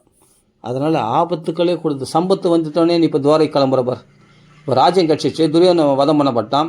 இப்போ ராஜ்யம் கட்சிச்சு பாண்டவனுக்கு, உடனே இப்போ சம்பத்து வந்துடுச்சு, உடனே கிளம்பிடுறப்பார். அப்போ ஆபத்துக்கள் இருந்தால் உடனே ஓடி வரும்ல. அதனால் இந்த சம்பத்து எனக்கு, இந்த சம்பத்து, இந்த ராஜ்ய சௌக்கியம், இந்த அஸ்தனாபுர சம்பத்தோ இந்திரபஸ்த சம்பத்தோ எனக்கு சம்பத்து இல்லை. உன்னுடைய தரிசனம் தான் எனக்கு பெரிய சம்பத்து, உன் நினைவுகள் தான் எனக்கு பெரிய சம்பத்து, உன் பக்தி தான் எனக்கு பெரிய சம்பத்து, மற்றதெல்லாம் இந்த சம்பத். ஆனால் பகவானை மறக்கடிக்க செய்யக்கூடிய இந்த சம்பத்துக்கெல்லாம் எனக்கு விபத்து அப்படின்னு இவ புரிஞ்சு வச்சிருக்கிறா குந்தி தேவி. அதனால் சொல்கிறா உன் தரிசனம் தான் எனக்கு முக்கியம், அதுதான் எனக்கு சம்பத்து. அந்த சம்பத்துக்கு கிடைக்குன்னு சொன்னால் இந்த விபத்துக்கள் வந்தால் வந்து போடும். இந்த விபத்துக்கள் வந்தால் தான் எனக்கு அந்த சம்பத்து கிடைக்கும், உன்னை நினைக்க முடியும் நிறைய, உன் தர்ஷனம் கிடைக்குன்னு சொன்னால் அப்படிப்பட்ட விபத்துக்களே கொடு. தத்திர ஜெகத்குரு. ஏன்னா ஒரு உலகத்துக்கு பரதெய்வம் நீ. உலகத்துக்கு குருன்னா தெய்வம்னு ஒரு அர்த்தம். குருன்னா எல்லாருக்கும் குருவாக இருக்கிறான்னு அர்த்தம். குரு இல்லாதவங்களுக்கெல்லாம் பகவானை குருவாக ஏற்றுக்கலாமா, கிருஷ்ண பரமாத்மா. அப்படி தான் நான் குருவாக ஏற்றுட்டேன். இன்றைக்கி பாகவதம் பற்றி எடுத்து சொல்லக்கூடிய பாக்கியம் பகவான் கொடுக்குறான். கிருஷ்ணனே பகவானே குருவாக இருந்து தான் இந்த பாகவதம் படிக்க வச்சான். ஸ்லோகங்களை 5 நாளில் சான்ஸ்கிரிட் படிக்க வச்சது. இந்த சம்ஸ்கிருதம் கீதா ப்ளஸ் எடிஷனில் போட்ட அந்த சான்ஸ்கிரிட் படிக்க வச்சதே பகவானுடைய கிருபை. 5 நாளில் அவன் அனுகிரகம் தான். ஜெகத்குரு, உலகத்தில் குரு இல்லாதவங்களாம் குருவாக இருக்கிறான் பகவான் அப்படின்னு அர்த்தம். ஜகத்துக்கு பரதெய்வம் அப்படின்றதுனால ஜெகத்குருன்னு அர்த்தத்தில் அடங்கும். அப்படிப்பட்ட ஜகத்துக்கு உலகத்துக்கே பரதெய்வமே, எனக்கு எந்த ஆபத்து வந்தால் உன் தரிசனம் கிடைக்குமோ அப்படிப்பட்ட ஆபத்துக்களே கொடு. ஆபத்தில் ஒன்று நினைக்கிறவன் மற்ற நேரத்தில் நினைக்க மாட்டேன் அப்படின்னு குந்தி தேவி பிரார்த்தனை. அருமையான விஷயம். இதெல்லாம் ரொம்ப ஆழ்ந்த அர்த்தங்கள் பொதிந்தது இந்த ஸ்லோகம்லாம். உஷாராக புரிஞ்சிக்கணும். அப்போது இந்த ஆபத்துக்கள் மூலமாக என் பாவங்கள் கரைஞ்சிடும். பாவங்கள் இல்லைனாவே எனக்கு மோட்சம் உண்டு. அபுனர்பவ தர்ஷனம். மீண்டும் ஒரு மாத கர்ப்பத்தை நான் பார்க்க மாட்டேன், உன் தர்ஷனத்திலேயே நான் இருப்பேன் அப்படின்னு. நான் உன்னுடைய கோலோக வைகுண்டத்தை நான் அடைவேன், உன்னை தர்ஷனம் பண்ணி கொண்டே இருப்பேன் அப்படின்றத இங்கே பிரார்த்தனை பண்ணுறான். விபதக சந்து நஷ்வத்து தத்திர ஜெகத்குரு பவதோ தர்ஷனம் யத் சியாத்து அபுனர்பவ தர்ஷனம். இப்படி குந்தி தேவி பிரார்த்தனை பண்ணுறான். அதனால் கஷ்டம் வந்த காலத்தில் பகவானை எந்த அளவுக்கு நினைக்கிறோமோ அப்படி சம்பத்து வந்த காலத்தில் பகவானை மறந்துடுறோம் அப்படின்னு புரிஞ்சுக்கணும். அதனால் எப்பொழுதும், ஏன்னா நம்மளுக்கு என்ன பக்குவம் இருக்குது, நம்ம நினச்சா பாகவதம் படிக்கிறோம், நம்ம நினச்சா பகவான் நாம சொல்கிறோம். அவன் கிருபையினால், அவன் ஒரு நாளே அவன் தாள் வணங்கி. அப்போ அவன் கிருபை எதனால் பெற முடியும்னா கஷ்டம் வந்த காலத்தில் அவன் கஷ்டம். அப்போ யாரும் துன்பம் வருதுன்னா பகவான் நம்மளை பக்குவப்படுத்துகிறான், நம்ம பாபங்களை கரைக்கிறான், பகவான் நம்மளை தன்னை நினைக்கும்படி செய்கிறான் அப்படின்னு புரிஞ்சுக்கணும். புரியுதுங்களா? அது பாமரர்கள் சாதாரண பக்தி அல்லாதவங்களுக்கு கிடையாது. பக்தியால் வர துன்பங்கள்லாம் அவங்களே சமாளிச்சுக்கிறாங்க. பக்தர்களுக்கு வரக்கூடிய துன்பங்களை சொல்கிறேன். பக்தர்கள் வர துன்பங்கள் வந்து பகவான் கருணை காட்டி அதிகமாக தன்னை நினைக்கும்படி செய்வதற்காக, பக்தி அதிகரிக்க செய்வதற்காக பகவான் இப்படிப்பட்ட துன்பங்களை கொடுக்கின்றான் என்று நம்ம புரிந்து கொள்ள வேண்டும். குந்தியம்மா இதெல்லாம் உபதேசம் பண்ணுறான். இல்லைன்னா சம்பத்துக்கு நல்ல ஜென்மம், உயர்ந்த பிறந்த இதெல்லாம் நான் அடுத்து சொல்லிவிடுவேன். டைம் ஆயிடுச்சு. நான் இதெல்லாம் கொஞ்சம் விரிவாக பார்க்க வேண்டிய விஷயம். இதெல்லாம் மனசு பக்குவத்தை உண்டாக்கக்கூடிய விஷயங்கள். இந்த ஸ்லோகங்கள்லாம் இந்த மனப்பக்குவம் இருந்துச்சுன்னா நம்ம துன்பம் வரும்போது பகவான் நல்லா நினைப்போம். அப்போ துன்பம் பகவான் கருணையினால் கொடுத்துருக்கான்னு நம்மளுக்கு புரிய வரும். அதுக்காக சொல்ல வரேன். இல்லை உயர்ந்த குலத்தில் பிறந்துட்டோம், ஜென்ம ஐஸ்வர்யம், நல்ல சொத்து சுகம் கிடச்சிச்சு, நல்ல ஐஸ்வர்யம், அஷ்டமா சித்திகள் கிடச்சிது, யோகிகள், அதெல்லாம் திமிர குத்துரும். அது மதக அதான் சொல்கிறேன், அபிமதித்திய சத்வன் வேறத்தை சொல்கிற, அதில் உள்ள அபிமானத்தை விட்டுடணும். ஆனால் அதில் அபிமானம் வந்துடுச்சுன்னா அதில் கர்வம் உண்டாயிடுமா. நான் உயர்ந்த குலத்தில் பிறந்துட்டேன், நான் பெரிய பணக்காரன், நான் பெரிய படித்தவன், நான் பாண்டித்யம் பெற்றவன், நான் பெரிய அழகு உடையவன், என்ன மாதிரி அழகு யார், என்ன மாதிரி தேக என்ன மாதிரி பலசாலி யார் அப்படி ஸ்ரீ ஜென்ம ஐஸ்வர்ய சுதஸ்ரீபிகி ஏத மான மதக புமான்னு அந்த கர்வம் இருக்கிறவனால பகவானை கிட்ட கூட நெருங்க முடியாது. பகவானை நினைக்கவே மாட்டானான். ஏன்னா அதுதே இந்த உயர்ந்த குல பிறப்பையே சம்பத்தான் நினைக்கிறான், ஐஸ்வர்யத்தையே சம்பத்தான் நினைக்கிறான், பணத்தையே சம்பத்தான், அழக சம்பத்தமாக நினைக்கிறான், படிப்பை சம்பத்தான் நினைக்கிறான், அதை வச்சு பணம் சம்பாதிக்கலாம்னு நினைக்கிறான். அதுதான் பெரிய செல்வம்னு நினைக்கிறான். அப்படியேப்பட்டவனுக்கு கிருஷ்ணனை வழிபடுறதுக்கான புத்தி எங்கேருந்து வரும்? திமிர்லாம் ஆடுவான் அவன், கர்வம் பிடிச்செல்லாம் அவன் ஆடுவேன். அதெல்லாம் சொல்கிறான், அவன் நைவ அர்ஹதி, பகவானை வழிபடுறதுக்கு தகுதியற்றவனாக போயிடுறானான். இவைகள்லாம் கிடைச்சிட்டான். நைவ அர்ஹதி அபிதாதும் வைத்வாம் அகிஞ்சன கோச்சரம். இந்த கர்வம்லாம் இல்லாதவர்களாகிய சன்னியாசிகள், அப்படிப்பட்ட பரம பாகுதல் பரமஹம்சர்கள் வழிபடக்கூடிய அவர்களுக்கு சொத்தாக இருக்கக்கூடிய நீ, உன்னை அவர்கள் திரும்பி கூட பார்க்க மாட்டாங்களே. இந்த சொத்து மேலே உள்ள கர்வம், அழகு மேலே உள்ள கர்வம், படிப்பு மேலே உள்ள கர்வம், இப்படிப்பட்டவர்களால் உன்னை திரும்பி கூட பார்க்க முடியாது. அது கர்வத்தை உண்டாக்கிடுமே, பகவானியே பகவத் பக்தியில் நம்மளை விலகச் செய்யுமே. அதனால் அது வேண்டாம், அது கொடுக்காத, எனக்கு உன் ஆபத்துக்களே கொடு, அதுதான் எனக்கு உன்னை நினைக்க வைக்கும், பக்தி அதிகரிக்க செய்யும் அப்படின்னு பிரார்த்தனை பண்ணுறா குந்தி தேவி. சரி, இப்போ நான் சுருக்கமாக சொல்லிட்டேன், கொஞ்சம் விலாவரியாக பார்க்கலாம். ஜென்மைஸ்வரிய சுதஸ்ரீபிகின்ற ஸ்லோகம் வந்து கொஞ்சம் விலாவரியாக பார்க்கலாம், அப்புறம் பார்க்கலாம்.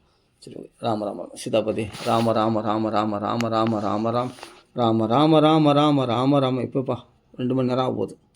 ராம ராம ராம ராம ராம ராம ராம. ஸ்ரீ ராமநாம் சங்கீதம் की जय, आंजनेय स्वामी की जय, सदगुरु महाराज की जय, सर्व साधुमल की जय,